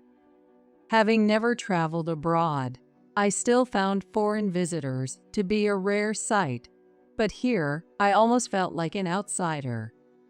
With so many international travelers around, my eyes happened to land on one woman in particular. Wait, could it be? In the crowd, I thought I saw Melissa. She was arm in arm with a man I didn't recognize, a faint smile on her face as they walked close together. Her hairstyle and overall look were very similar. That porcelain-like, beautiful skin. There's no mistaking it. To ease the doubts growing in my heart, I decided to call Brad. When I called him, his voice still sounded as tired as ever. I casually brought up Melissa and asked, "How's Melissa doing?" Melissa? She's back home for her grandfather's memorial service. A memorial service? You didn't go with her? Yeah, remember I told you about my coworker Jack? We're neck and neck in sales, so even on my days off, I have to work on reports. Working on reports on his day off. I knew Melissa's family lived far away, so it made sense that Brad couldn't go with her if he had work.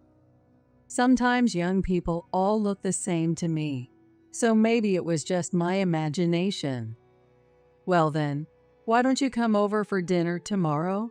I'm on a trip right now, but I'll be back home by the evening. Brad agreed to my invitation, happily accepting the offer for dinner. As I returned home and began preparing dinner, I started to calm down little by little. No matter what, I'd cook Brad's favorite meal and help him feel better. I marinated chicken in seasonings and prepared potato salad. I was about to put the chicken in the oven when Brad called me. Grandma, I'll be there in about 10 minutes. I'm making your favorite fried chicken, so don't rush. I thought I heard a little chuckle from Brad over the phone. 10 minutes later, I checked the fried chicken in the oven. The sizzling sound filled the room. As I watched the fried chicken turn a golden brown, I couldn't help but smile. I hope this helps ease Brad's fatigue, even just a little. I stared at the fried chicken set on the table, waiting for Brad to come home. But no matter how long I waited, Brad never showed up, and hours passed by. Something didn't feel right. Could there have been an accident? I tried calling him, but Brad's phone didn't connect. He just answered the phone earlier. What could have happened? Worried, I decided to call Melissa. Hi, Melissa. Brad was supposed to come over for dinner, but he hasn't shown up. Do you know anything? Melissa curtly responded, I don't know, and then fell silent for a while. I explained that Brad had been looking tired lately and that I invited him over to cheer him up with a home-cooked meal. Brad had never broken a promise without a word, so I was starting to panic, wondering if something had happened.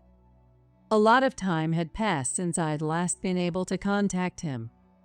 Okay, since I'm still back home for the memorial service, I'll return soon and contact the police. I'll hang up now. The moment Melissa said she'd contact the police, a wave of fear swept over me. A cold sweat ran down my back. After hanging up the phone, I strongly wished for Brad's safety. I sat in front of the wall shelf and closed my eyes. The swirling anxiety and fear felt like they were going to crush me. Please, don't make me experience a pain greater than losing my daughter. Unable to sit still, I reached for the phone again, ready to call Melissa back, but in the end, I didn't. If something had happened to Brad, someone would contact me. But that day, neither Melissa nor Brad ever called me back. The cold dinner sat quietly on the table, growing hard. The next morning, after a sleepless night, I silently threw the fried chicken into the trash. As I washed the greasy oven tray in the kitchen, I imagined a different scenario. Sorry, Grandma. I completely forgot about our dinner last night. I could picture Brad bursting through the door, laughing as if nothing was wrong. I would smile back at him and make another batch of fried chicken for him to enjoy. And I want to say, welcome home. Honestly, you're such a handful. Days passed without any contact, and I found myself clutching my phone, unsure of what to do. Even though Brad is my grandson, he's an adult and married now, so it feels odd to keep calling him over and over. There was no word from Melissa either. They must have just forgotten about me and were probably enjoying their time together. At least, that's what I tried to convince myself. About a month later, Melissa finally called. I was full of questions, wanting to know everything. Why did Brad break his promise that night without any word? What happened after she contacted the police? Did something happen to Brad?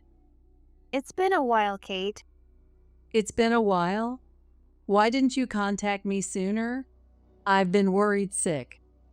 I know. I understand. I'm calling today to give you an update. The last time I spoke to Melissa, she had sounded so bright and cheerful, but now there was a coldness in her voice. Brad has passed away. There was a brief pause before she said it, and I was confused. Passed away? What does that even mean? What do you mean?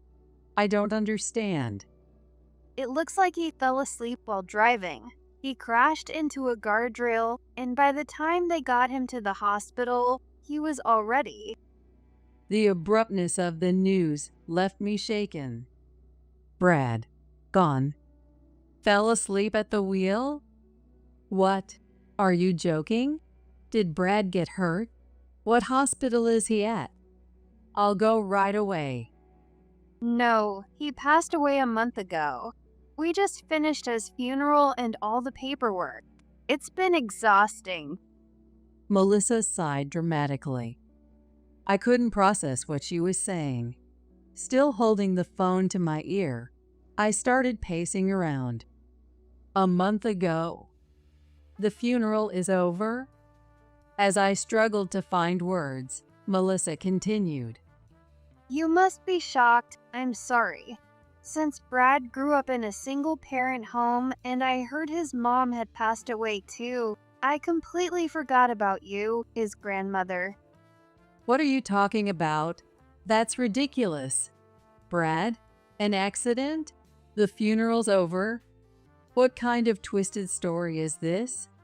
What's so fun about telling me this nonsense? Well, I see. You're in denial. Anyway, I've done my duty by informing you.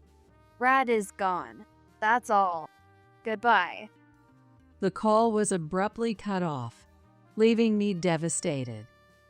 I stared at the darkened screen of my phone, and the faint reflection of my face showed the fear I felt inside. I had lost my husband. I had lost my daughter. And now, had I lost my grandson too? Everyone I loved had left me behind. The reality of it all terrified me. With trembling hands, I dialed Melissa's number once more. All I wanted was for her to at least tell me where Brad's grave was. But no matter how many times I tried, I could never get through to her again. Day by day, my appetite faded. The grief that had settled deep in my heart began to slowly consume my body. One day, I caught a glimpse of my reflection and was shocked. My face, more wrinkled than my age should allow. I touched the lines around my eyes with my fingertips, feeling a deep sense of pity for myself. Every morning, when I prayed in front of Brad's picture, his happy, smiling face would come to mind. Since I never found out where Brad was buried, I had no choice but to place his picture next to my husband's and pray for him there. It didn't feel real, but 3 years passed. 3 years without seeing Brad's face.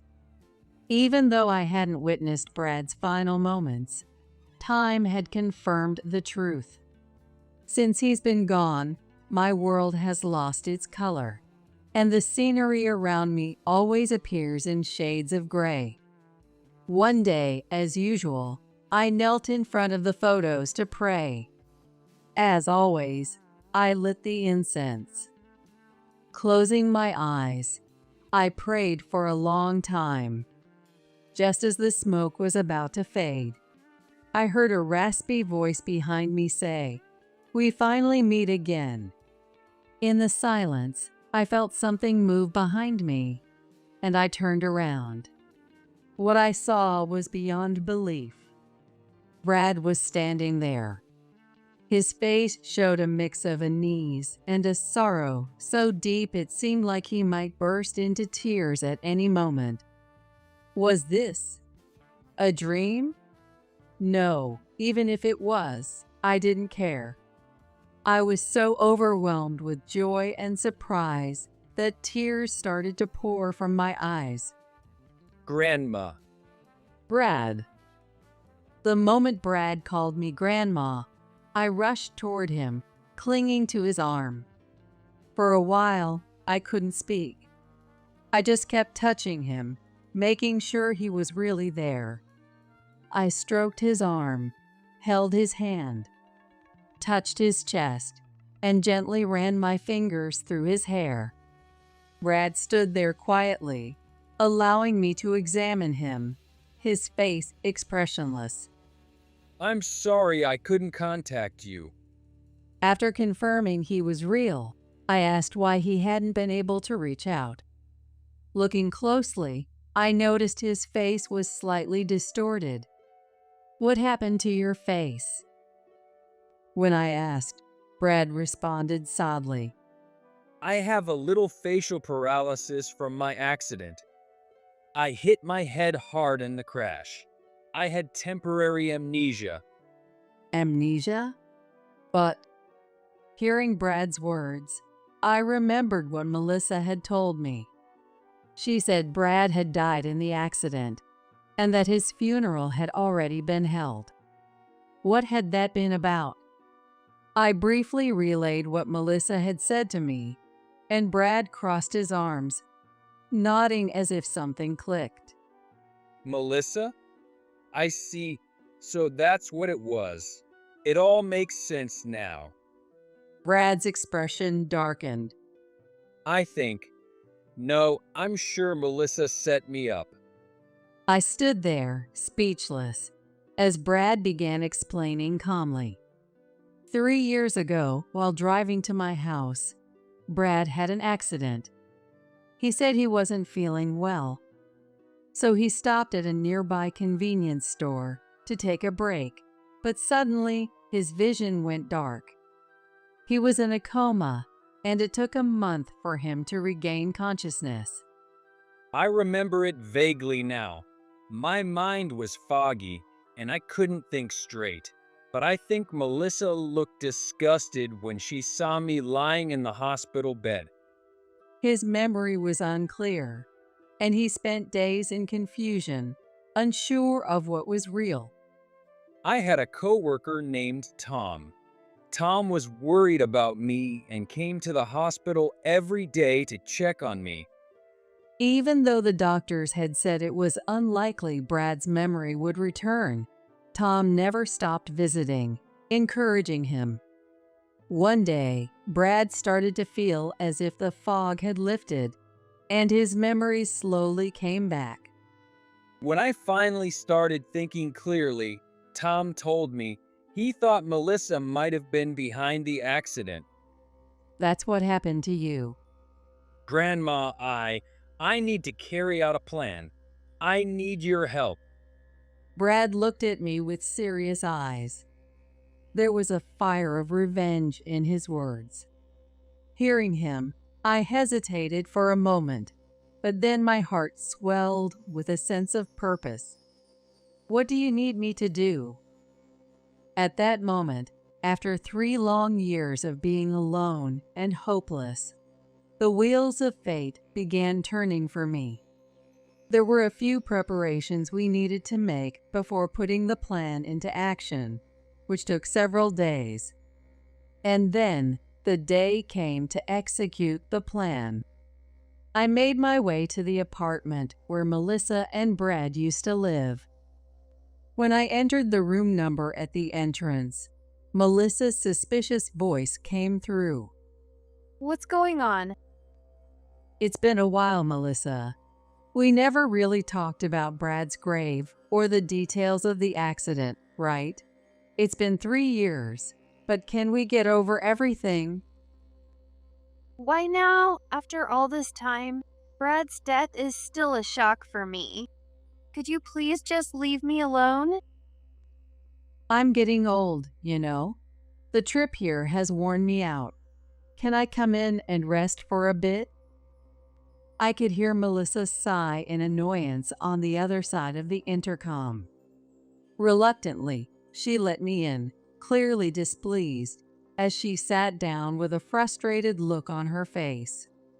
The apartment was reasonably clean. Bright sunlight streamed through the large windows. The plants near the window gently swayed in the breeze from the air conditioner. So, what do you want to know? Her skin, which I hadn't seen in 3 years, was as flawless and porcelain-like as the first time we met.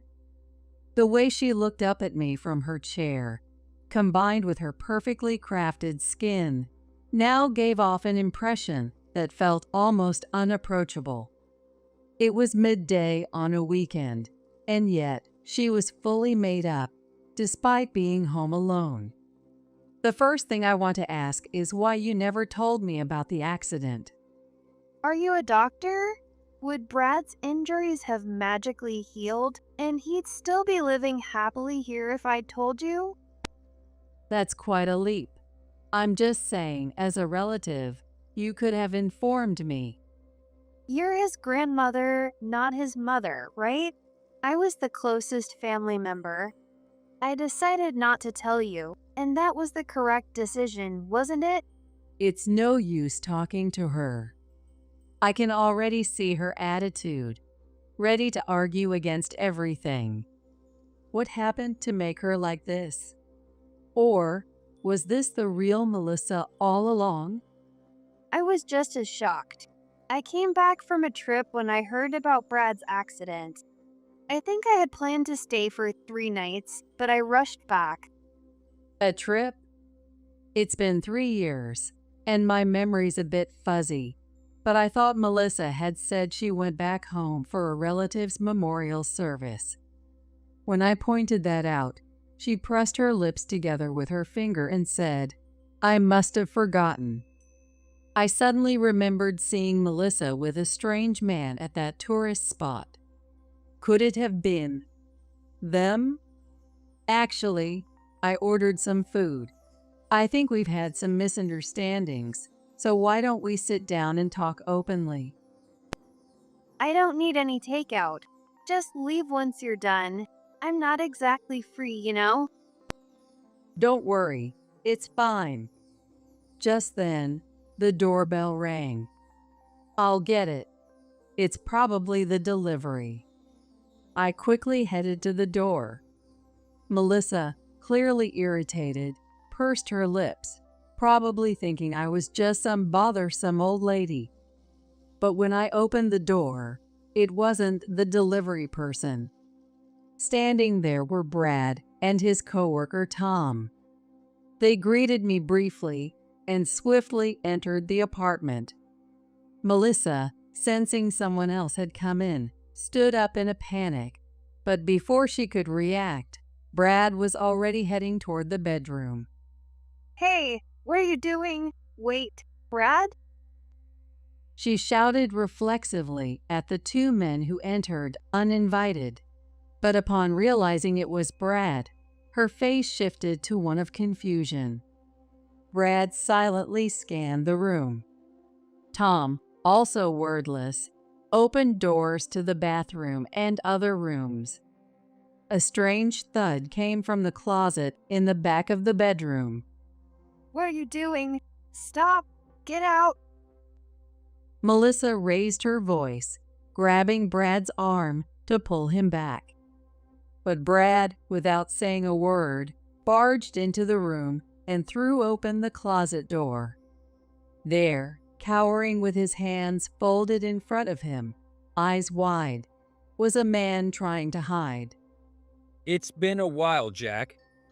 The man, whom Brad called Jack, stepped out of the closet, wiping the sweat from his forehead awkwardly. He must have hidden the moment I arrived, silently enduring the heat in the cramped space. Melissa, still clutching Brad's arm, shouted, This is trespassing. I'm calling the police. The lease is still in my name. Brad replied coldly, and Melissa's face turned pale. It was clear that Jack and Melissa had been having an affair, and Brad calmly laid out the truth that Melissa had plotted to ruin him. It seems like you had a pretty good time while I was in the hospital after the accident. I don't recall ever divorcing you, Melissa. Melissa and Jack exchanged glances, then burst out laughing. They were trying to play dumb. I didn't know your memory had come back. If I had, I would have rushed to the hospital to pick you up. Melissa said, feigning innocence. Brad's coworker, Tom, who had always admired Brad, pulled out his phone and played an audio recording. Listen to this. It was a conversation between Melissa and Jack in the office break room. The recording had been carefully edited, clearly revealing their plot to bring Brad down. The recorded voices sounded so cheerful, as if they were reminiscing about a vacation, but the conversation was cruel. They talked about slipping small amounts of poison into Brad's dinner to gradually make him sick, and tampering with the car brakes. To them, Brad had already become a distant memory, and they spoke with the casual tone of someone sharing a mischievous story from the past. I overheard this at the office recently and rushed to record it. How do you explain this? Tom's voice echoed through the room, leaving Melissa and Jack speechless. Brad continued, touching on how Melissa had been poisoning his food regularly. I've had so many days of feeling sick since we got married. Turns out it was your cooking. Brad had thought his weight loss was due to stress from work, but it was actually Melissa's doing. He had suffered daily bouts of intense stomach pain, but now, after 3 years of recovery, he looked much healthier than before. Melissa, losing her composure, finally snapped. Yes, it wasn't just poison. We were planning to get rid of you, make it look like an accident. The brake tampering was part of our plan. Her words sent a wave of anger through me. How dare you? What do you plan to do to make this right? Make it right? What are you talking about? Brad's still alive. Isn't that enough for you? Enough? Absolutely not. As I shouted, Melissa gave a cold laugh. No matter what you say, it doesn't concern me. Brad's alive. She refused to even look at me, acting as if none of this mattered. At that moment, the door opened again, and someone entered through the front entrance. An older man, dressed in a crisp gray suit. Michael. As soon as Jack saw the older man, he raised his voice in surprise. The man, with a stern expression, scanned the room before fixing his gaze on Jack once again. Jack, what's going on here? Explain yourself. His authoritative voice made Jack panic, and he hurried to apologize to his president, Michael.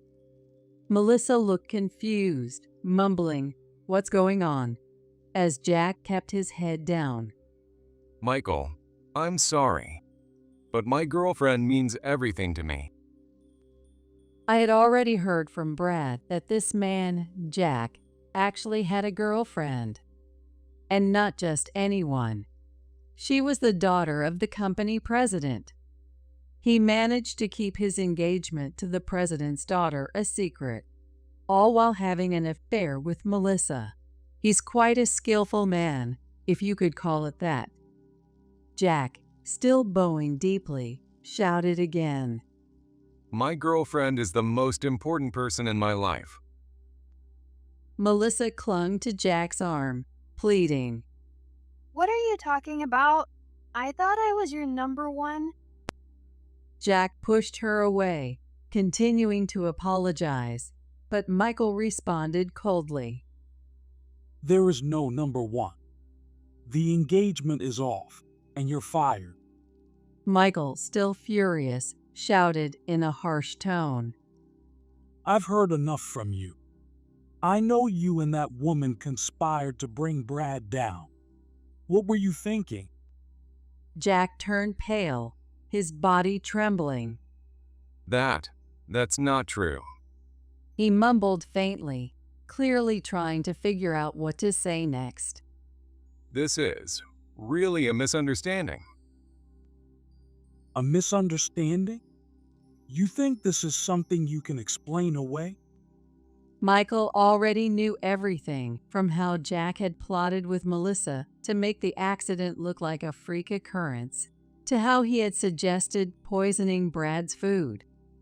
Because Jack had always seen Brad as a rival, he harbored resentment toward him, which led him to act so recklessly. Tom had already informed Michael, and Michael came here today to confirm everything for himself. Your actions aren't just a betrayal of the company. You failed as a human being. Of course, the engagement is over. Michael, please. Wait. This was all her doing. Huh? What are you talking about? Jack desperately tried to shift all the blame onto Melissa. Melissa glared at him, her face openly displaying her disgust.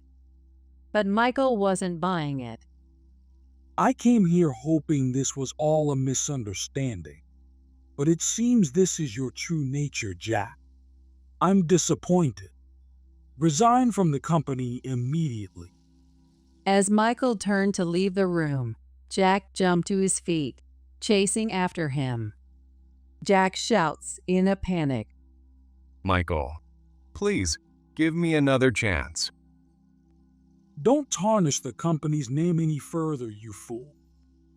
Jack chases after Michael, apologizing again in front of him, shouting through tears, Michael, please. Just one more chance. Ignoring his pleas, Michael walked out. Jack collapsed to the floor, left behind in despair. Melissa, realizing that she too had been betrayed by someone she loved, seemed visibly shaken and collapsed onto the floor. With tears welling up in her eyes, Melissa walked over to Jack. It'll be okay, right? You'll find another job. You're talented, Jack. You'll land at an even better company, I'm sure. The two of them sat there, gazing at each other as if they were the only ones in the world. To someone unaware of the situation, it might have looked like a touching scene. But these two, they seemed to have forgotten something important. It was Tom, Brad's loyal coworker, who reminded them. The poisoning and the brake tampering. I've already reported everything to the police. You'd better be ready to face the consequences. This time, there's no escaping it. Tom, smiling, held up the voice recorder. He had recorded everything, even their conversation today. Melissa's mouth hung open, her eyes widening in disbelief. She clawed at her cheek, digging her nails into her skin. The perfect porcelain complexion she had always maintained now cracked, with a large fissure splitting her face in two. I had thought Melissa was stunning when I first met her. But now, standing on the edge of despair, with nowhere to turn, she looked utterly ruined. Soon, both she and Jack were taken away by the police and received prison sentences for attempted murder and conspiracy to commit murder. Brad seemed deeply affected after Melissa's sentencing. It pained me to think of the emotional scars left by her betrayal. I felt an overwhelming urge to support my beloved grandson, and my days were now filled with thoughts of how I could help him move forward. Sometimes Brad would drop by unexpectedly. He would sit and talk, often laughing bitterly, as he reflected on why he had ever fallen for Melissa. Much like my first impression, Brad had been captivated by her flawless, porcelain-like skin. Her beauty had drawn the eyes of everyone around, and Brad had felt a sense of pride in having her as his girlfriend. Even after everything she had done, and despite the betrayal, Brad still found himself captivated by her beauty. It's a little funny and sad. Beauty is something that changes with time. Just look at my skin. It's full of wrinkles, right? But you know, these wrinkles are proof of my long life. Every happy and sad moment is etched here. Maybe I was only looking at Melissa's appearance. A woman's looks are important, yes. But what's even more important is the kindness in her heart. That's the kind of beauty that never fades, no matter how old you get. As I said these words, I felt a little embarrassed. Not too long ago, I used to sigh at my reflection in the mirror. I'd pull at my wrinkled skin, wondering if there was anything I could do. But after seeing Melissa's face that day, as beautiful as she once was, my perspective changed. No matter how flawless your skin is, how well you apply makeup, or how much skincare you do, you can't hide what's inside. Under all that foundation, Melissa's true face was far from beautiful. Then I thought, it's much better to have a face full of wrinkles, especially laugh lines. That's how I started to feel. One day, I picked up my phone and decided to call Brad. I'd heard he had been promoted to manager, and I wanted to congratulate him from the bottom of my heart. When the call connected, I heard Brad's voice. Grandma, it's been a while. How have you been? I've been good, Brad. I've been thinking about you. I heard you got promoted to manager. Congratulations. Thanks. It was tough getting here, but it feels like I'm finally starting something new. It's because you worked so hard. I'm always cheering you on. And if there's anything I can do to help, just let me know. Thank you so much. Actually, I've been thinking about moving back home. I feel like I need to clear my mind and settle down at your place. Hearing those words made my heart warm. Still holding the phone to my ear, I glanced at the family photos. My husband and daughter are smiling at me, as if they're saying, "It's good, isn't it?" That sounds like a great idea. Coming back home will be the perfect way to refresh yourself. I'm really looking forward to staying at your place, Grandma. And I'm looking forward to having you. When you come, I'll cook a delicious meal for you. I decided I'd make that fried chicken, Brad's favorite, that I never got to serve him last time. Even in the busyness of my days, I started preparing for Brad's return, always wishing for his happiness. A few days later, everything was ready, and I eagerly awaited his arrival. The room was filled with the savory smell of cooking, and soon the doorbell rang. I stood up immediately and opened the door. There was Brad, standing with a carefree smile. The happiness of finally saying the words I hadn't been able to say that day filled me with joy, and I couldn't help but smile. "Welcome home. You must be hungry, right? Let's have dinner." Don't call me while I'm on a business trip. I'm busy with work. But I had no choice. It was an urgent matter. I then relayed Ashley's message, but Tom still seemed irritated. After we finished talking, he suddenly yelled at me in a harsh tone. From now on, don't call me while I'm on a business trip, no matter what. Got it? He didn't have to yell at me like that. Is something going on? Still, I couldn't understand why he was being so harsh just because I tried to reach him a few times. After thinking it over for a bit, I decided to just play along and said, "Fine, I won't call you no matter what happens." However, I soon understood why Tom had told me not to contact him while he was on a business trip. The reason became clear after the major accident he caused while pretending to be on a business trip. As I learned more about the cause of the accident, I realized that my decision to follow Tom's orders and not reach out at all had played a part in what unfolded. My name is Laura Cooper, and I'm a 45-year-old housewife who has been married for 20 years. My son, George, just graduated from high school and started living on his own while attending college out of state. Now that my parenting days are behind me, I decided it's time to return to the workforce. I applied for a full-time administrative job that was available and recently started working as a full-time employee. While I had worked part-time before, being a full-time employee gives a different sense of purpose in life. My husband, Tom, works for a large corporation and was recently promoted to department head.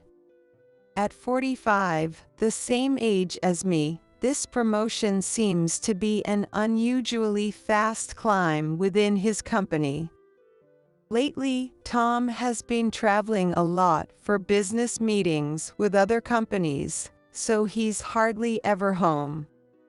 Tom is very enthusiastic about how fortunate he is to have so much work, even in this tough economy. Even though Tom's salary has increased, I'm determined to work hard too, especially for George, who's attending a private college. Because of this, my husband and I have been passing each other more often, and we rely on our smartphones when urgent matters come up. Tom isn't really a fan of phone calls, but sometimes he doesn't have a choice. Actually, our family has been living in a guest house built on his parents' property. Tom's parents, Ashley and Bill, are really nice people, and they don't interfere with our lives much. We only see them occasionally. That said, there are times when they ask for advice, like about property taxes, and in those cases, I have to get in touch with Tom. Today, I had something urgent come up while Tom was on a business trip, so I called him, but no matter how many times I tried, he didn't pick up, and he didn't call me back either. Since it wasn't anything too urgent, I decided to wait until the evening. It was only late at night when Tom finally called me back. Hey, why did you keep calling me non-stop today? What was so important? I'm busy with work. Stop calling me. Well, Ashley asked me to take care of something, so I have no choice. If the ringing is bothering you, why don't you just put your phone on silent during those times? I then relayed Ashley's message, but Tom still seemed irritated. After we finished talking, he suddenly yelled at me in a harsh tone. From now on, don't call me while I'm on a business trip, no matter what. Got it? But what am I supposed to do if it's urgent? Even if it's urgent, there's nothing I can do if I'm away, right? So don't call me ever. I'm not responding even if you did. He didn't have to yell at me like that. Is something going on? Still, I couldn't understand why he was being so harsh just because I tried to reach him a few times. After thinking it over for a bit, I decided to just play along and said, "Fine, I won't call you no matter what happens." Without waiting for his response, I hung up the phone. The next moment, I got a message from George. "It's so late, what could he want at this hour?" When I opened the message, I couldn't believe what I was reading. George is currently at a soccer camp with his college team, staying at a resort hotel. There, he saw Tom. When George was about to call out to him, Tom walked into a room arm in arm with a woman George didn't recognize. George asked the hotel staff, and they told him that the room was for 2 people and had a private jacuzzi inside. It sounded like a room that couples would book for a secret getaway. Could Tom be pretending to be on a business trip and doing something he shouldn't? As if confirming my suspicion, the last line of George's message read, "Dad's cheating, there's no doubt about it." So Tom was lying about being on a business trip. That's why he didn't want me to contact him. He was with his mistress. I know where George's soccer camp is. It's in a tourist area way off the beaten path, definitely not somewhere you'd go for a business trip. It's a beautiful place, full of nature, with wide fields, which is why the college soccer team uses it for training camps. Tom must have thought he wouldn't get caught if he didn't say anything. But he never imagined that George would be there at the same time. Tom has been so wrapped up in work that he's left almost all of George's upbringing to me. He probably doesn't even know that George is good enough to be on an elite soccer team. I replied to George, asking him to let me know if he found out anything more. The next day, since it was Saturday and I had the day off, I was at home when, starting in the early afternoon, my phone began ringing non-stop. Every call was from Tom's phone. After all his complaints about me calling yesterday, what's going on? I hesitated for a moment, wondering whether to answer. Then I remembered the promise I made yesterday. Tom had insisted I never contact him while he's on a business trip, and I told him I wouldn't, no matter what. So I figured that even if he was the one calling me, I didn't need to respond.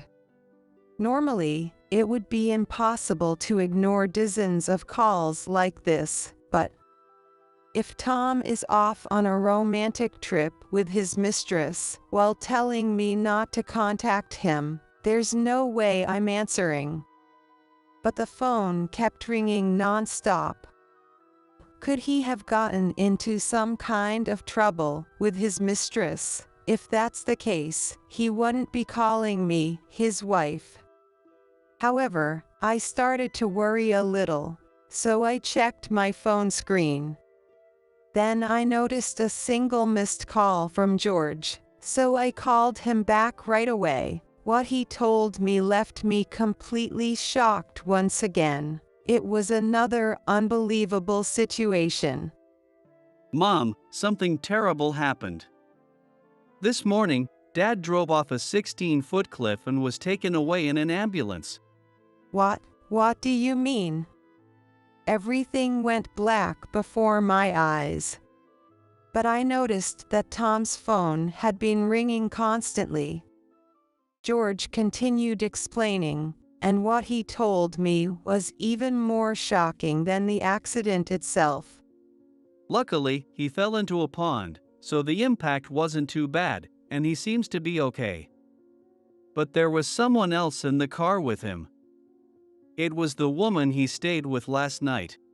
In other words, Tom had an accident while driving with his mistress.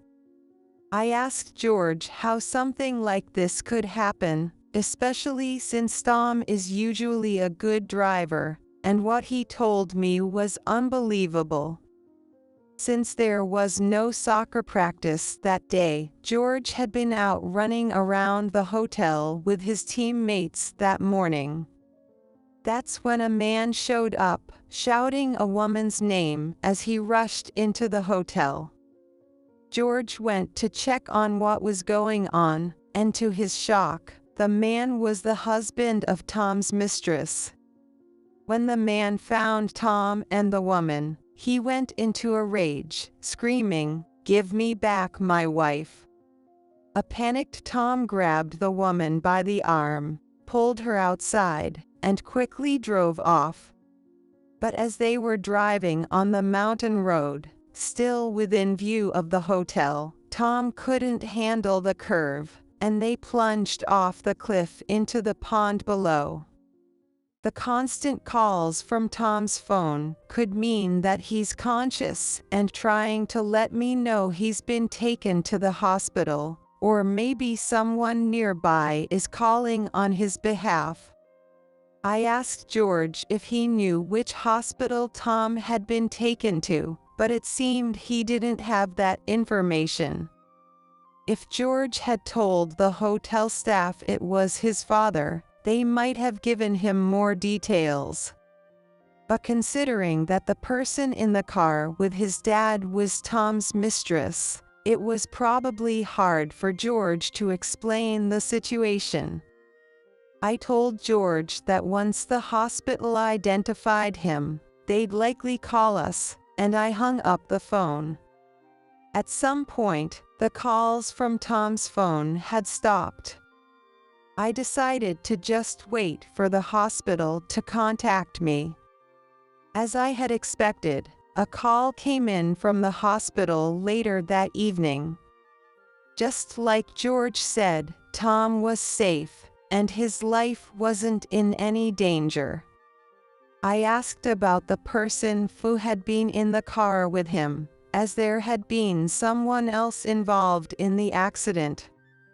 However, they refused to answer my questions.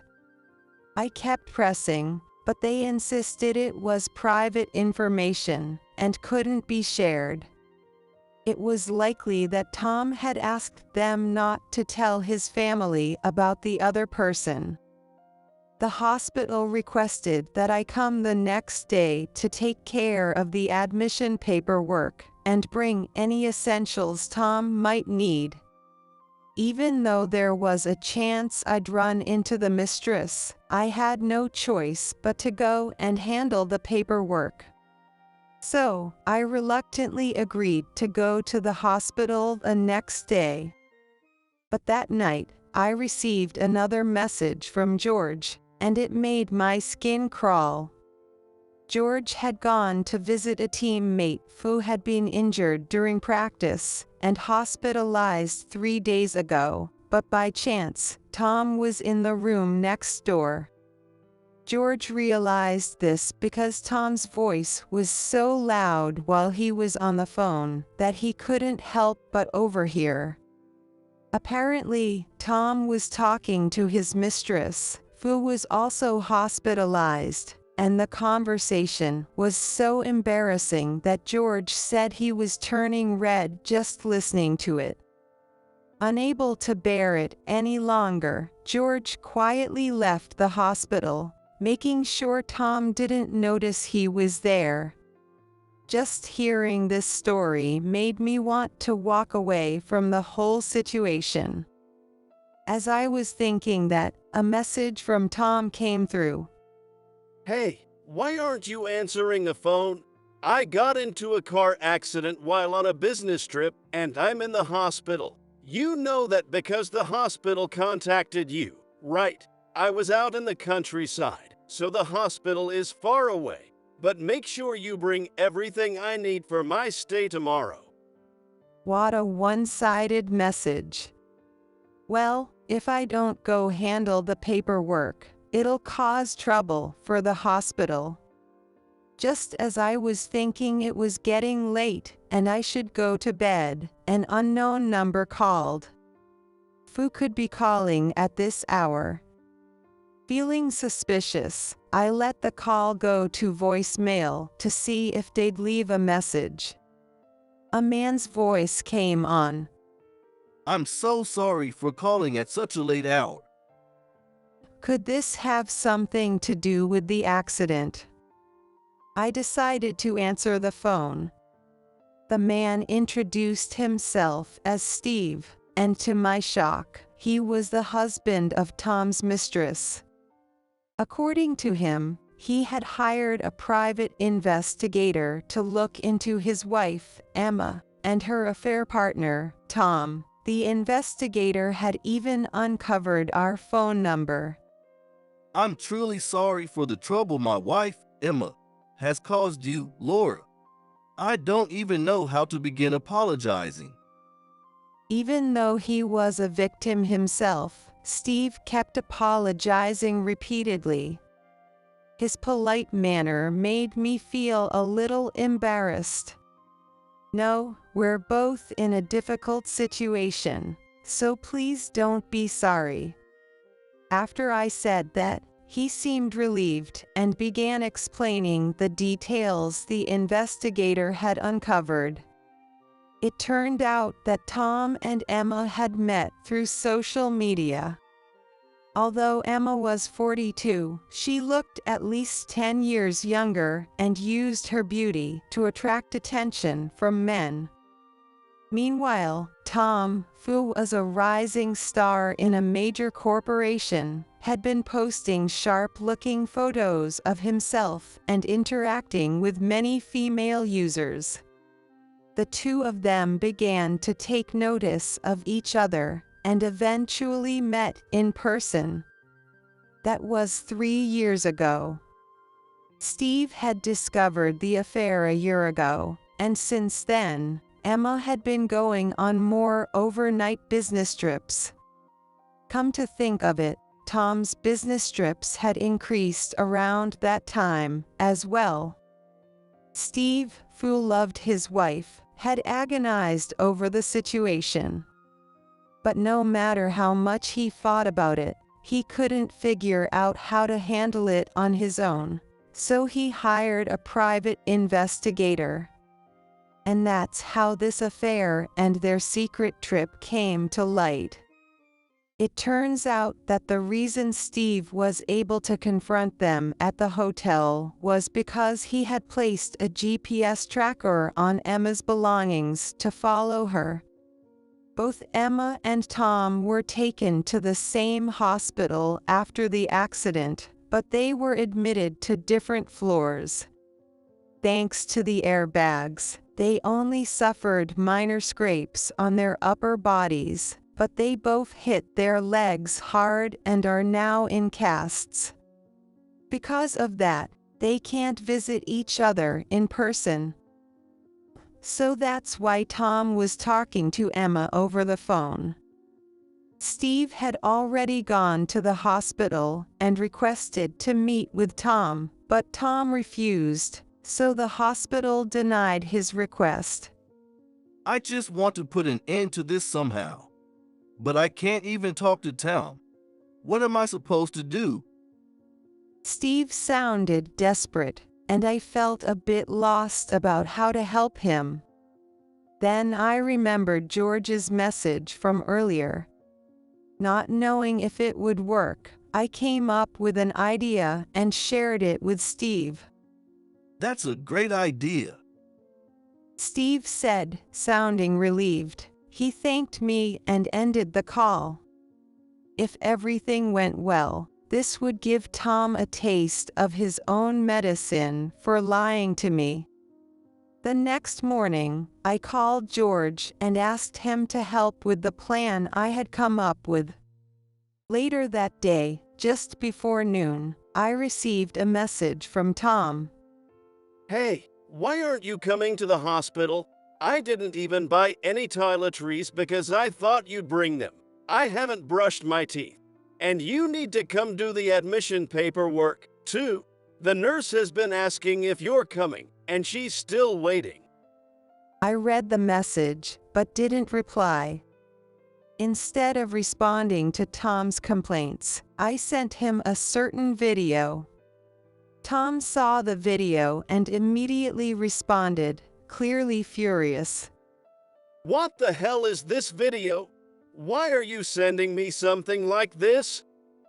It was the audio recording George had helped me capture of Tom and Emma talking on the phone, which I had then turned into a video using a photo app.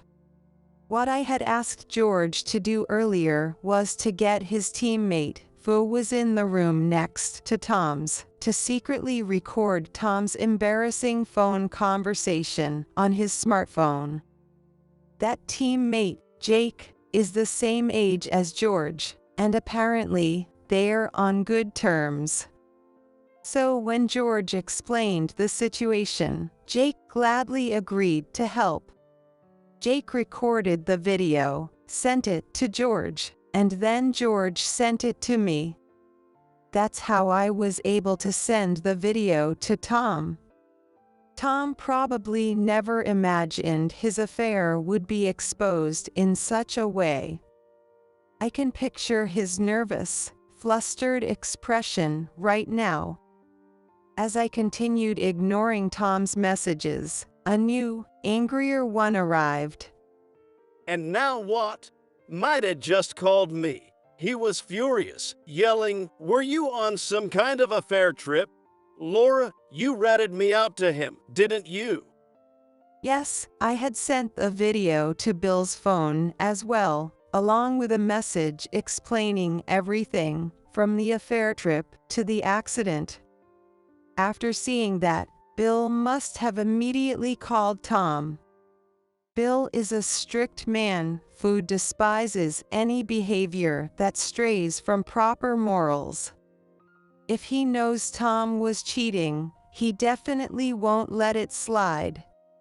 Just as I was thinking that, I heard a car horn outside the house.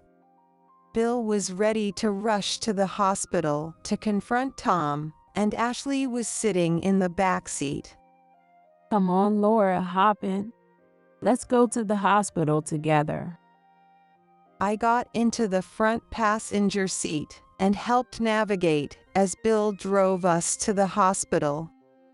On the way, I decided to contact Steve.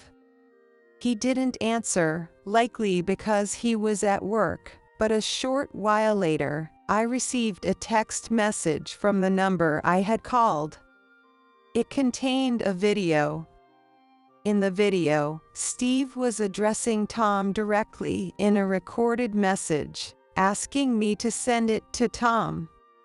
Since he couldn't meet with Tom in person, this was his way of reaching out. So, I forwarded Steve's video to Tom. Just as I was wondering why Tom hadn't replied yet, I got a call from George. Now that I think about it, it's lunchtime. Mom, something crazy just happened. I'm at the hospital checking on Jake, but he heard the voice in the video Dad was watching on his phone, and Jake stormed out of the room, even though his leg isn't fully healed yet. It turns out the voice Jake heard was his own dad's. What? I couldn't believe the coincidence. Hearing that left me in complete shock. So, Tom's mistress is Jake's mom. What should I do? Jake's got Dad by the collar and is yelling at him. When I went to check it out, Dad yelled at me, "Are you in on this with Laura, too?" I understand. I'm heading over there now. Just hang tight. The situation had taken such an unexpected turn that my mind almost went into panic mode. But I quickly calmed myself down and texted Steve to update him on what was happening. Apparently, Steve hadn't known that Jake was in the hospital, as Jake hadn't contacted him. Since the school handled the hospital admission after Jake's injury at soccer camp, it was up to Jake to inform his family. It seems Jake didn't want to worry his parents, so he kept it to himself. After hearing what happened, Steve said he would rush over, even if it meant leaving work early. Meanwhile, Tom must be in a terrible position right now. Because this was the content of the voice message I had sent him earlier from Steve. Calm. I'm going to file a claim for damages against you for having an affair with my wife, Emma, for the past 3 years. I'll also be reporting this to your company. On top of that, Tom now had his affair partner's son grabbing him by the collar and berating him. As expected, Tom left me a voicemail on my phone this time. Help me! I'm stuck here, and this big young guy is going to crush me. Shut up, old geezer. Behind Tom's voice, I could hear what was clearly Jake's voice, sounding furious. Listening to that voicemail, I couldn't help but think it served him right, and I chuckled to myself quietly. Still, thinking about how Jake must feel, discovering that his own mother had been having an affair with his friend's father, made my heart ache. I was sure Steve was feeling just as heartbroken as I was. With those complicated emotions, we finally arrived at the hospital. Steve was already there, waiting at the entrance. I'll head upstairs to see Emma first. You go on ahead. With that, he went to the floor where Emma was admitted. When Ashley, Bill, and I reached Tom's hospital room, there was already a crowd. Other patients had heard the commotion and gathered to see what was going on. Trying to push down my embarrassment, I entered the room. Tom was still pinned by Jake, who had him by the collar. When Tom saw me, he glared angrily. Why did you come so late? Now hurry up and get this guy off me. Shut up. I'm not moving until you apologize. Jake, his face contorted with rage, tightened his grip on Tom's collar. His leg was still wrapped in bandages. It must have taken everything he had to get to this room. I could only imagine the pain he felt, knowing his mother had been taken from him in such a way. Look, just calm down and listen to me. I knew Emma was married, but I didn't know she had a kid. Dad, this isn't the time for excuses. Just apologize already. If you don't, Jake's injury might get worse. That's right, Tom. Besides, even if she didn't have kids, that doesn't make it okay to be with a married woman. Tom, cornered on all sides, was now completely isolated. He looked around frantically, searching for help. But all he got were cold stares from the other patients watching from the doorway. Then, from a distance, we heard the sound of crutches approaching. It seemed to be Emma. Steve must have told her what was going on, and she couldn't stay away any longer. Hey, wait a minute. I could hear Steve's voice coming from behind her as well.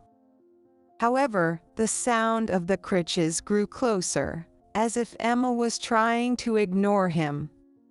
As soon as Emma entered the room, a look of shock appeared on her face. After all, her son Jake was on top of her affair partner. Jake turned to her, his eyes filled with sadness. Mom, why this guy? And I heard it's been going on for 3 years. That means it started when I was still in high school. You're always out working, leaving Dad to take care of everything at home. I never imagined you were having an affair. Tears began to roll down his cheeks as he spoke. Their situation was the complete opposite of ours. Even so, Jake must have still loved his mother. The feeling of betrayal must have been unimaginable. Emma, seeing her son like this, could only stand there, flustered. Calm down, Jake. You've injured your leg, haven't you? If you keep doing this, it'll get worse. I'll find you a better hospital, and we can go there together. Her words sounded like an attempt to flee the situation, and everyone around her looked on in disbelief. It was clear Emma had no idea what would actually make Jake feel better.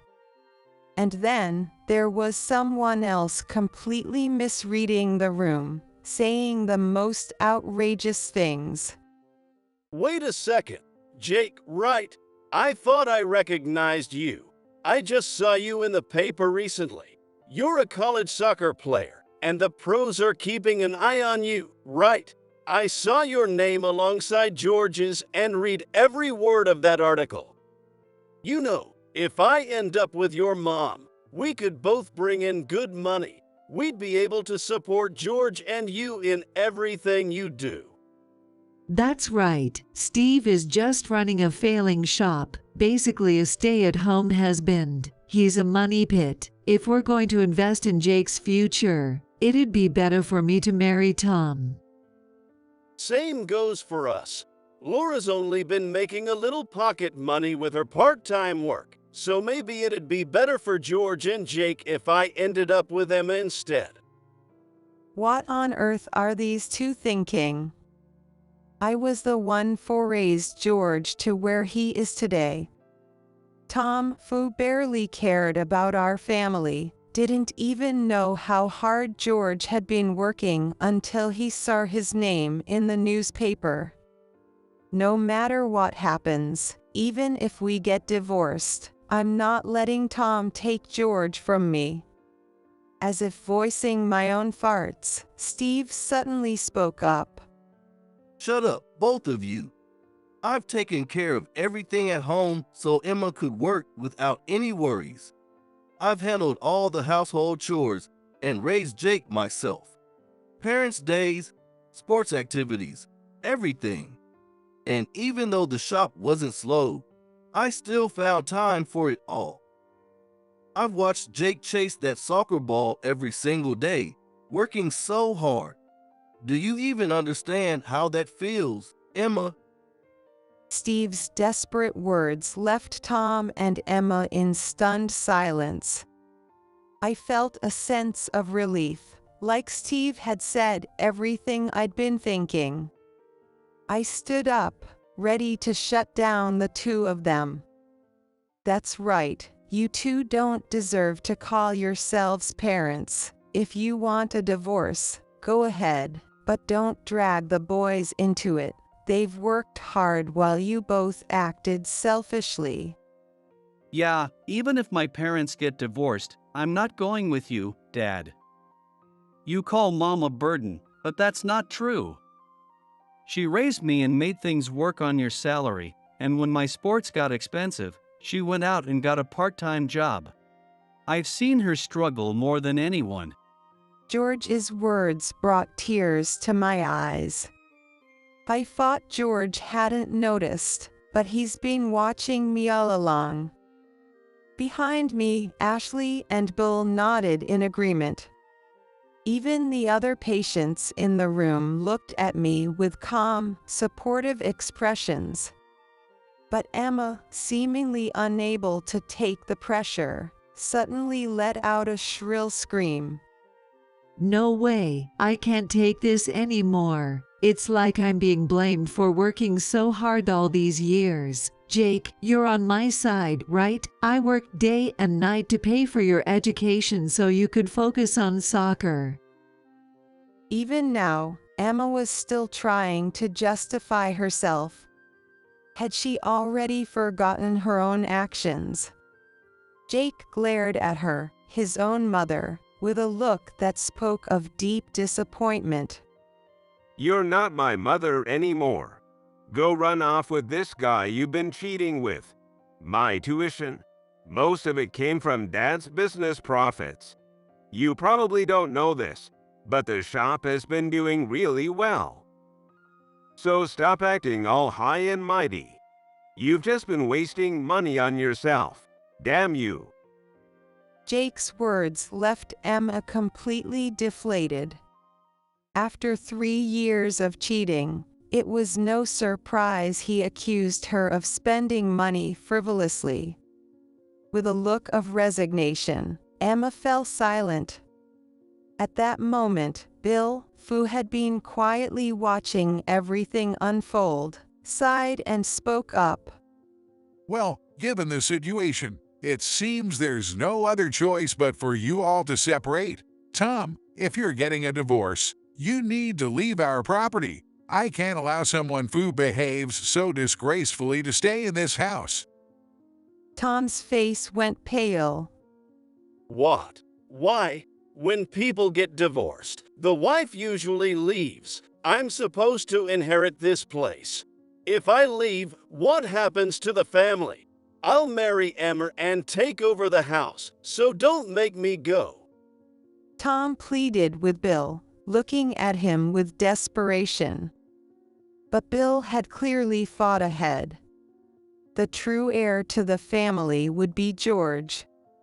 George, who was now attending a college far away, likely wouldn't return after graduation. However, the guest house would remain as a place where he could always return. The house would be put in George's name, and I, as his mother, would continue living in the guest house as I always have.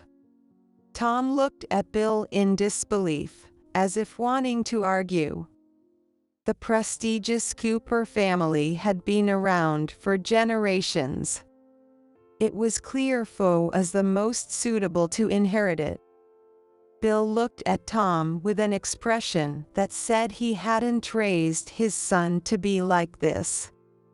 As a father, it's only natural to want your son to carry on the family name. But after Tom's shameful actions, he no longer had that right. For Bill, it must have been deeply disappointing. The faint glimmer of tears in his eyes reflected his feelings all too clearly.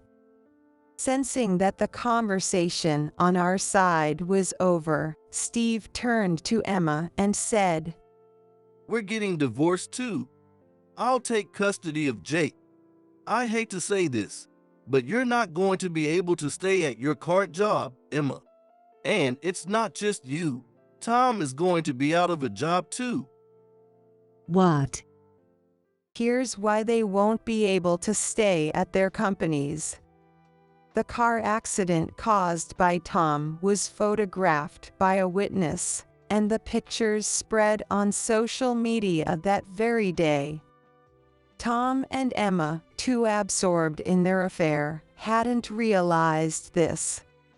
Since their faces weren't blurred out, people from both companies recognized them, and it soon became known that they were on an affair trip. Especially Emma's co-workers, many of whom knew Steve, who ran a popular cafe in town, quickly realized that the man with her wasn't Steve. Similarly, some of Tom's co-workers had visited our home before and knew what I looked like.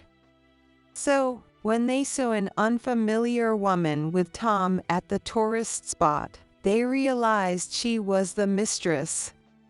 Both Tom and Emma worked for prestigious companies with strict regulations.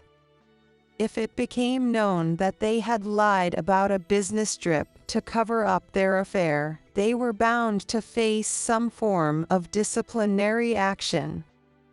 After Steve finished explaining this, Tom and Emma looked completely defeated, as if they knew it was all over. These two were likely about to lose both their families and their jobs. Even so, I still planned to sue them for damages. I was sure Steve would do the same. A little while later, Tom and Emma were discharged from the hospital, but they no longer had a home to return to. In Tom's case, if it had only been the affair, a demotion might have sufficed. However, it was discovered that he had embezzled company funds by pretending to be on a business trip and used the money to pay for the affair. It's no surprise he got fired. It's almost funny, Tom was even complaining about it on social media. After paying both me and Steve damages and spending a fortune on Emma, Tom ended up broke. Emma cut ties with Tom after losing both her money and her home, and reportedly returned to her parents' house. However, I received a message from Steve, and here's what he told me. Emma was also demoted to a rural branch because her affair trip had been exposed. But having only known life in the city, Emma refused to comply. As a result, she faced increasing hostility at work and eventually had no choice but to quit. Emma's parents were confused about why their once promising daughter had left her job and pressed her for answers when she returned home. Under pressure, Emma confessed to the affair and was immediately kicked out of her parents' house. Emma's family had a strong reputation, and infidelity was something they could never accept. Their situation was made clear on Tom's social media account. After losing his home, Tom moved into a shabby apartment and eventually reconnected with Emma, and the two began living together. But with both of them unemployed, they were forced to rely on shady lenders to get by. Neither had any experience managing money, so they quickly fell into debt, spending recklessly and adding to their financial woes. Eventually, Tom's social media stopped updating altogether. It's likely they couldn't even afford their phone bills anymore. The phrase "they deserve no sympathy" seems to be tailor-made for these two. 4 years have passed since then. George and Jake, after graduating from college, both joined professional teams that had been scouting them. Today is their debut match. I went to the stadium early with Ashley and Bill. Our seats were in the 7th row, close enough to see the players' faces clearly. When the players came out, George seemed to notice me and looked over with a smile. It was a moment of pure joy, something not everyone gets to experience, and it's hard to put into words how happy I felt. As the game started, I noticed Steve in the front row, watching the match intently. It was clear he had put his heart and soul into raising Jake. The two of them, expected to make an immediate impact, were given a chance to play midway through the game. George had grown into such an impressive young man. Overwhelmed with emotion, I couldn't stop the tears from flowing. Steve let out a triumphant roar when Jake scored a goal. This kind of emotional reward only comes from truly dedicating yourself to your children. I may not be the most perfect mother. However, every moment I've spent with George has been an irreplaceable treasure. And now, as I watch George standing on this grand stage, I feel an immense sense of pride as his parent. I believe that is what the true bond between parent and child is all about. In this moment, and for all the moments to come. Hey, I'm spending $40,000 on a cruise, so you better cover it. What do you mean by a cruise? And $40,000? What are you thinking? Instead of feeling guilty for leaving on his own, Kenny told me he was about to go on a lavish cruise and wanted me to pay for it. This ship is incredible. The amenities are like a luxury hotel, and there's even a shopping mall on board. Suddenly realizing what was happening, I checked my credit card, only to find out that Kenny had already taken it. Kenny had the audacity to steal my card. His arrogance had been unbearable for a long time, but this time, I just couldn't forgive him.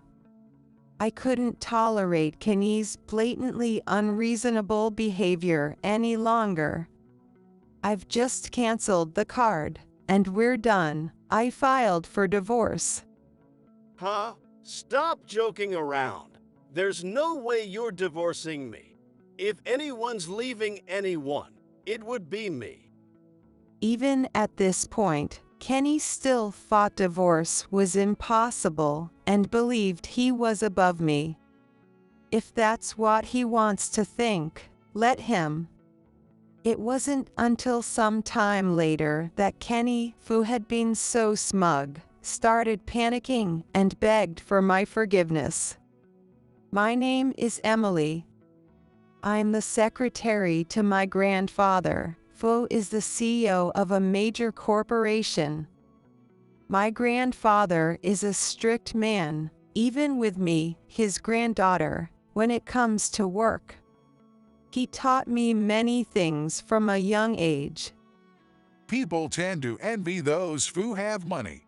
You shouldn't go around telling everyone that you have a family member who is a CEO. My grandfather especially feared others' jealousy, and he always emphasized this to me.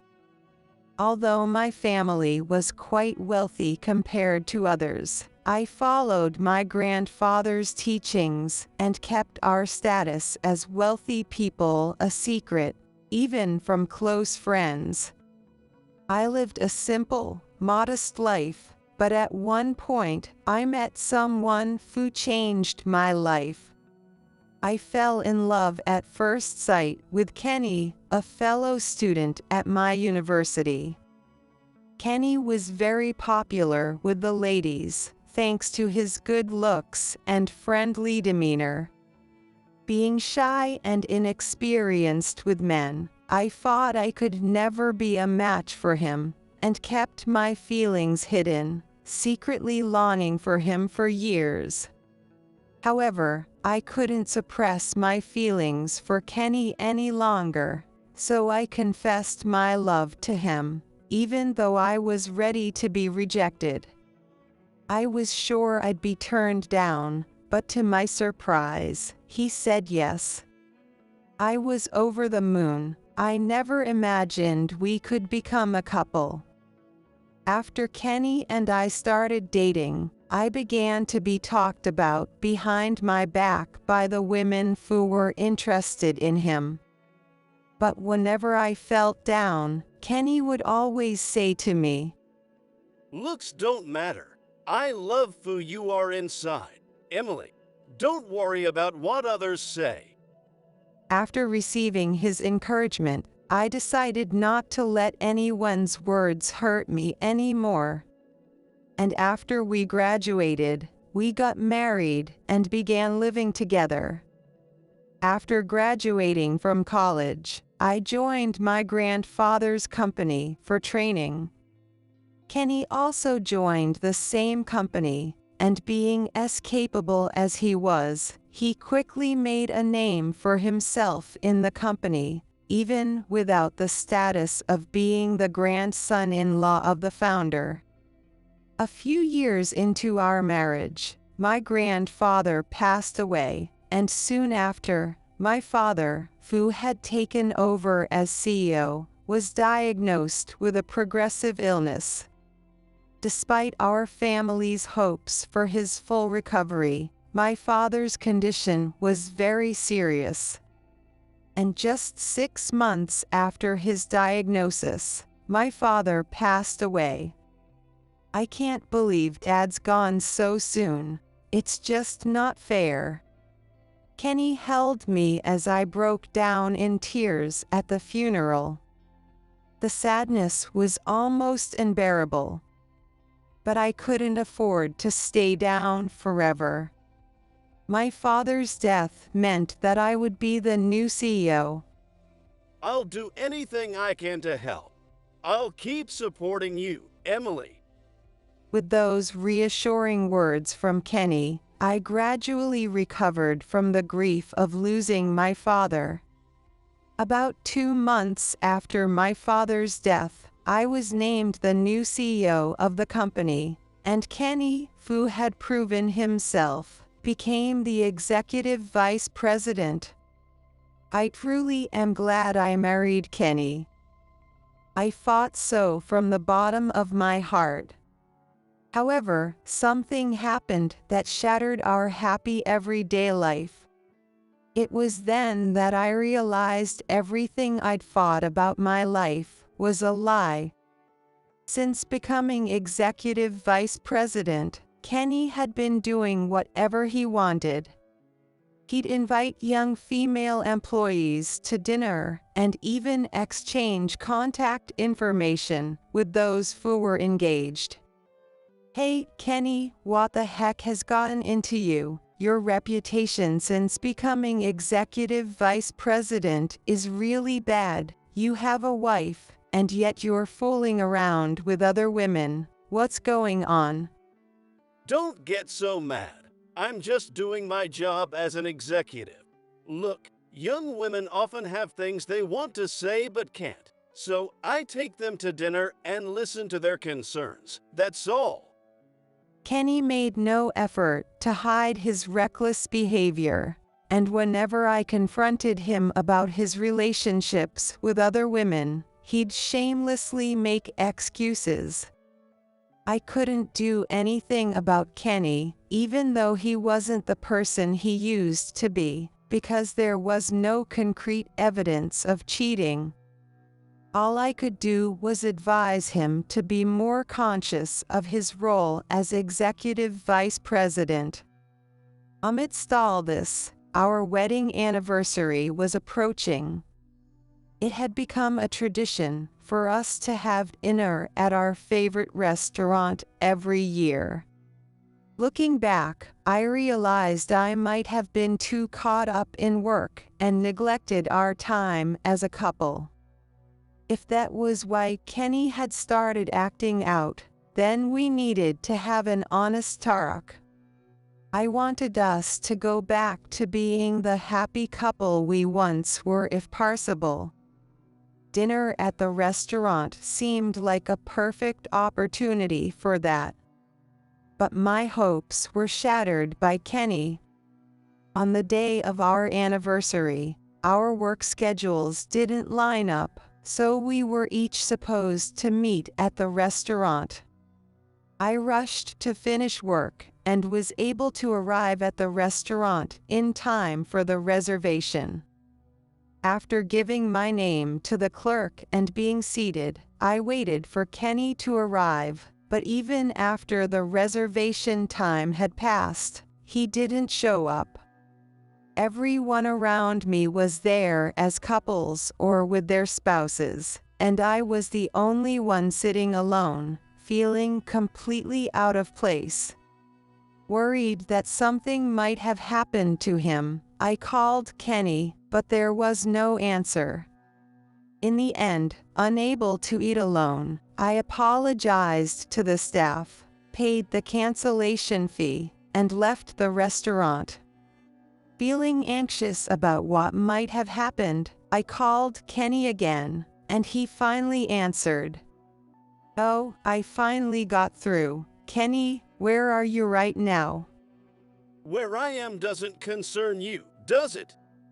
Today is our anniversary, and I told you I made a reservation at our usual place. I waited for you, but you never showed up, so I canceled. Was it? Huh? I forgot. What? It's fine. I'm busy right now. Busy? Where are you, and what are you doing? As I listened to the call, I noticed a lot of background noise. Geez, it's noisy. I'm checking out a place to use for a business meeting. According to Kenny, he was at a high-end club that he planned to use for client entertainment. It's part of building relationships with clients. It's work, so stop nagging. Later. Wait a second, we're not done talking. Ignoring my words, Kenny abruptly hung up on me. Unbelievable. What is he thinking? All dressed up for our anniversary, I felt humiliated being dismissed by my husband like that. Depressed, I returned home and waited for Kenny, ready to give him a piece of my mind, but even as midnight came and went, he never came back. The next morning, when I walked into the living room, there was Kenny asleep on the couch without even taking a shower. Hey, wake up! I shook Kenny's body, who was sleeping sloppily in his clothes from the night before, to wake him up. Moo! What is it? I was up late last night. Let me sleep. No, I'm not letting you sleep. What do you think you're doing? This time, I couldn't forgive him. I forced Kenny awake and demanded an explanation for what happened last night. But despite my anger, Kenny just yawned, sat up, and lazily scratched his head.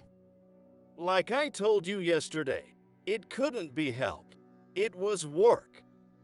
Work? You call ditching our plans to party at a club work?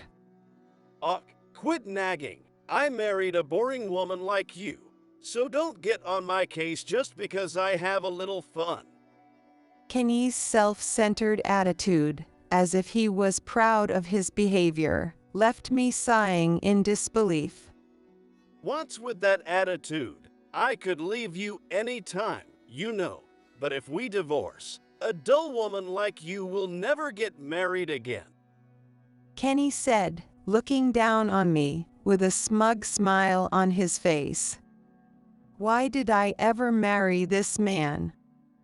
Even though I regretted it, I'd loved him so much since college. He was also there to support me when my dad passed away.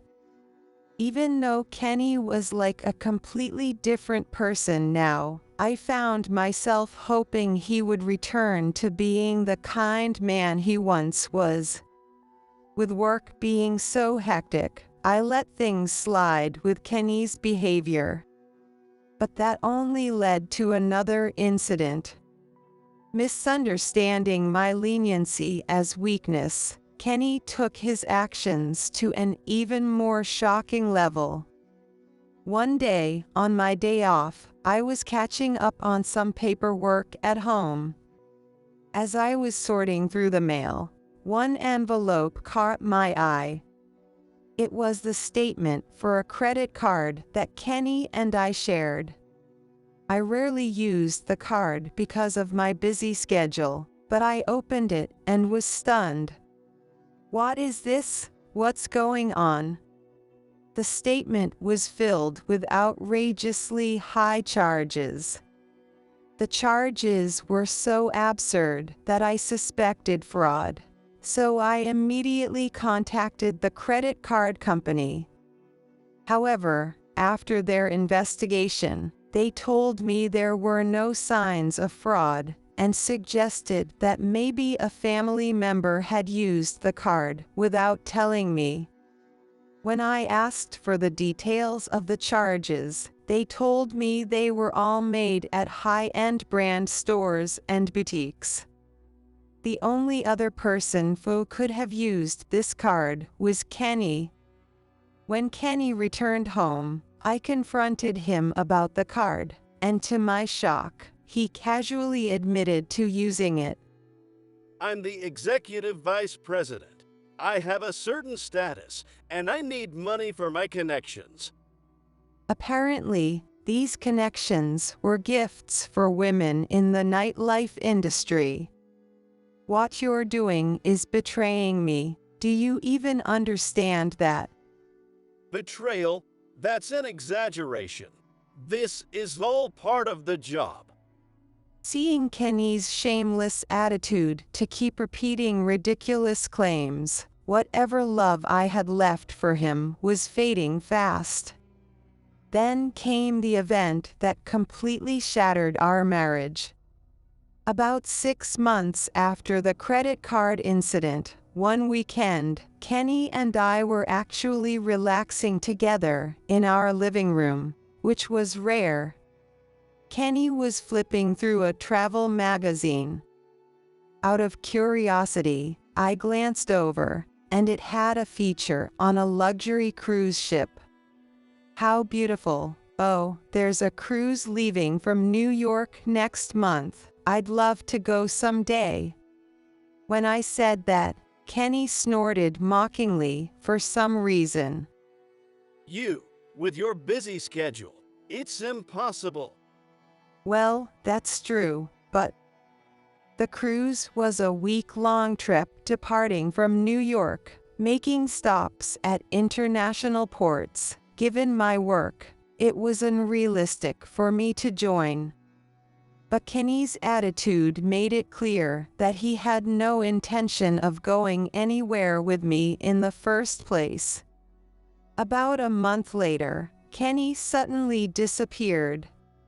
Kenny left the house saying he was going on a business trip, but then I couldn't get in touch with him at all. Normally, I'd be worried that he might have been in an accident, but since he had packed his things properly before heading out, I knew this was a planned outing. No one at the company knew where Kenny had gone, and I was at a loss. If he had disappeared intentionally, it was beyond irresponsible. The employee's reaction to Kenny's sudden disappearance was unexpected. Since I usually kept out of HR matters, I hadn't known this, but apparently, Kenny's reputation in the company had taken a serious nosedive recently. Kenny had been acting high-handed and sometimes even taking credit for others' achievements. I hope he never comes back. Hearing this kind of talk from our employees made me feel guilty for letting Kenny's behavior slide for so long. But first and foremost, I had to find out where he was. Just as I was thinking that, I finally got a message from Kenny himself. It wasn't a phone call, but a message on WhatsApp, with some unbelievable text and a photo attached.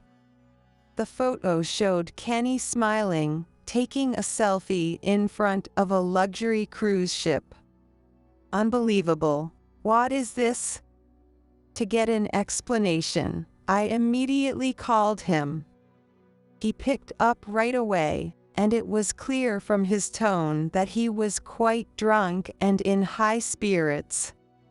Oh, hey, Emily, I'm spending $40,000 on the cruise, so cover that, okay? What do you mean by a cruise? And $40,000? What are you thinking? It's obvious it'd cost that much after paying the fees, right? This ship is amazing. It's got facilities like a luxury hotel and even a shopping mall inside. Not only did Kenny feel no guilt about leaving without saying anything, but now he was demanding that I pay for his extravagant trip. Suddenly realizing what had happened, I checked my credit card, only to find it had already been taken by Kenny. Having canceled the shared credit card after the last incident had come back to bite me, Kenny had the audacity to steal my card. His arrogance had been unbearable for a long time, but this time, I couldn't forgive him. I couldn't tolerate Kenny's outrageous behavior any longer. While Kenny rambled on, praising the cruise, I used the landline to call the credit card company immediately. It was to ensure the card Kenny had taken could no longer be used. I just canceled the card, and we're getting a divorce. Quit joking around. You wouldn't divorce me, would you? If anyone's leaving anyone, it'd be me. Even at this point, Kenny still thought divorce was impossible and believed he was above me. If that's what he wants to think, then let him. I would take the necessary steps to ensure there were consequences for Kenny while he was away. Just so you know, I warned you. Huh? Warn me about what? That was my final warning, and I ignored Kenny's question and hung up on him. I had no reason to talk to this man any longer. It was only a matter of time before Kenny would panic and beg for my forgiveness. A few days later, as expected, Kenny called me, fuming. Why can't I use the card? I told you back then, didn't I? I canceled the card. On the luxury cruise Kenny boarded, all on-board services had to be paid in a lump sum upon disembarkation, using the boarding pass given at the time of boarding. According to Kenny, when he tried to settle the bill before leaving the ship with his credit card, it had been deactivated. This joke has gone too far. How dare you humiliate your husband like this? I warned you, didn't I? You decided to go on a trip and splurge without consulting me. This is your own fault. Cut it out. Reactivate the card right now, or I'll divorce you. Go ahead, I don't mind. I've put up with enough just because I once loved you, but I have no interest in staying married to someone like you. Apparently, Kenny was currently being held at the cruise line office. If this keeps up, they'll hand me over to the police for non-payment. Are you okay with that? Just say you'll pay. With that, Kenny handed the phone over to someone from the cruise company. Hello, the man there has nothing to do with me, so do as you please with him. Why, you traitor? As I coldly told them this, I could hear Kenny screaming in the background. I hung up the phone, having no reason to spend any more time on a stranger. I didn't care what happened to Kenny after this. Let him suffer the consequences of betraying his wife, I thought to myself. In the end, Kenny managed to avoid being handed over to the police, but it seems he was forced to work for free at the cruise company. But the amount he had spent was $40,000, a huge sum. There was no way he could pay that off by working just a little. Kenny managed to negotiate to work for free for a month as an advance payment, and promised to pay the rest in installments, which finally allowed him to leave the ship. Kenny then headed straight to see me at the office. You humiliated me, you heartless woman. Do you know why I married you in the first place? If I can't use your money, then we're getting divorced. He was clearly furious. I see. So you married me just for the money? Obviously. Did you just figure that out now? How slow can you be? I had known the truth for a long time, even without Kenny saying it. Kenny must have known my family was wealthy from the moment we started dating. So at first, he pretended to be supportive, but once his position was secure, he revealed his true arrogant nature. Are you really okay with divorcing me? If you do, you'll end up leading a miserable, lonely life forever. Kenny tried to threaten me by shoving divorce papers at me, but I just scoffed at him. I wasn't the same person I used to be. I had no desire to stay married, just to be ridiculed like this.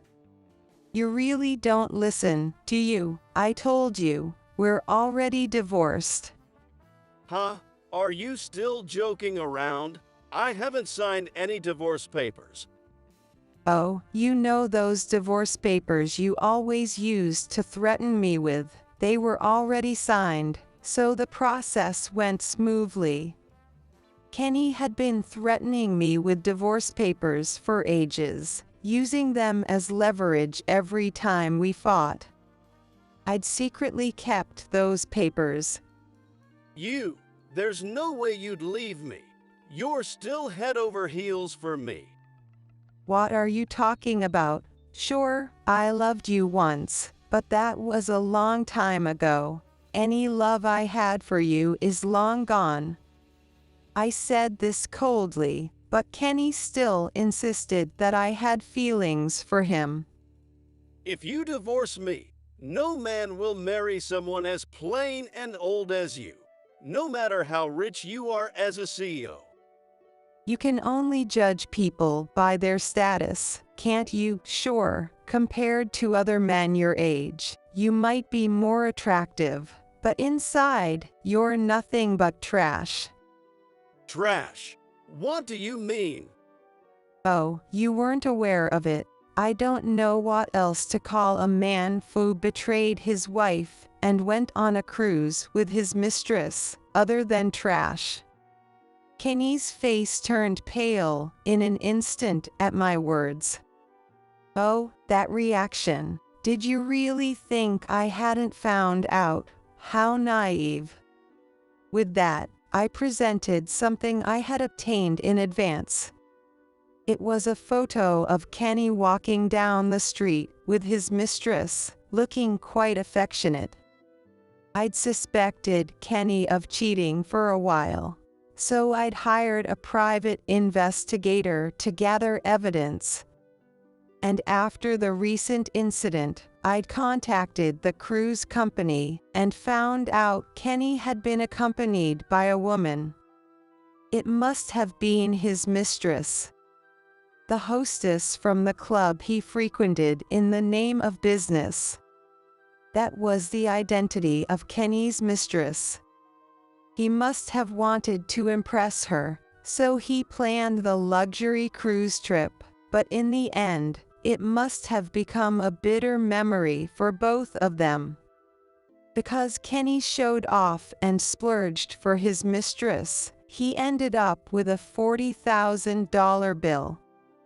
As a result, both of them had to work for free to pay off the debt, and Kenny's pride as a man was utterly shattered. It was a pity I couldn't see the scene up close, but I imagined it must have been quite a sight. You'll pay the price for humiliating me all this time. I'll be seeking compensation from both you and your mistress. There's no way I'm paying alimony.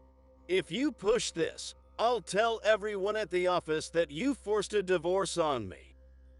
Feel free to do that. You might not have realized it, but it seems you weren't very well liked at the office. While you were gone, all the employees said they were relieved you weren't around.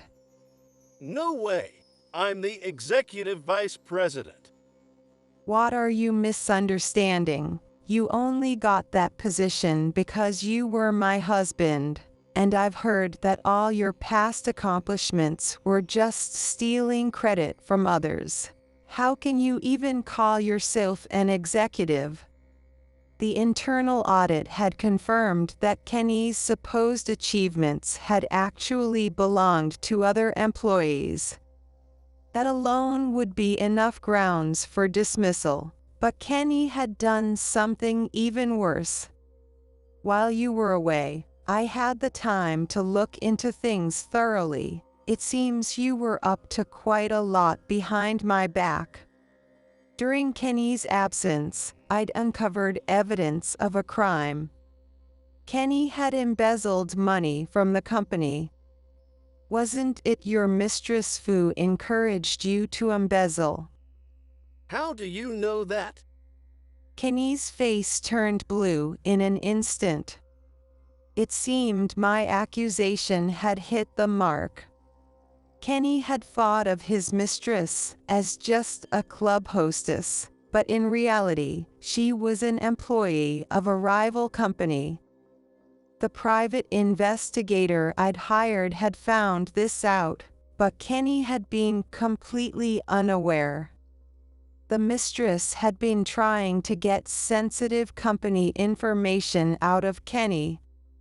But luckily, Kenny was an incompetent executive in name only. No one around him trusted him with important work, so the mistress must have been frustrated at not getting any valuable information. Unaware of any of this, Kenny kept on lavishing her with gifts and even took her on that luxury cruise. Even after hearing what I said, Kenny desperately denied it. He hurriedly tried to contact his mistress, but she had already changed her number, and no matter how long he waited, the call didn't go through. Oh dear, you two worked together on the cruise, and now she's dumped you just like that. Poor handsome guy. Unable to even retort to my sarcasm, the desperate Kenny smashed his phone to the ground in anger, breaking it. Are we done here? You're already a stranger to me. Get out of here right now, and don't even think about coming back to the house. Wait a minute. I'm the executive vice president. You can't possibly still be an executive vice president after the divorce. Of course, you're fired. No, wait. You're misunderstanding. I'm a victim too. Even though it was already too late, Kenny seemed to have finally realized he was losing everything, and he suddenly began to apologize. That woman tricked me into it. I never wanted to embezzle in the first place. Seeing my ex-husband shamelessly making excuses, I felt not an ounce of sympathy. Instead, I felt nothing but disgust and anger. After all the selfish things you've done, you have the nerve to say it's not your fault. Just because you were deceived doesn't mean your crimes are erased. What am I supposed to do now? I still owe for the cruise. You should work honestly from now on. You've been living way beyond your means. You need to understand the value of the money you were spending like water. You heartless woman, we were married for years, and you have no compassion at all. You were the one who betrayed me first. I'm done talking. Get out now, or I'll call security. At my firm words, Kenny finally seemed to realize it was over and slipped as he left the room. After being fired from the company and thrown out of the house, Kenny apparently went crying to his parents, but having heard the whole story from me, his parents disowned him and told him never to set foot in their home again.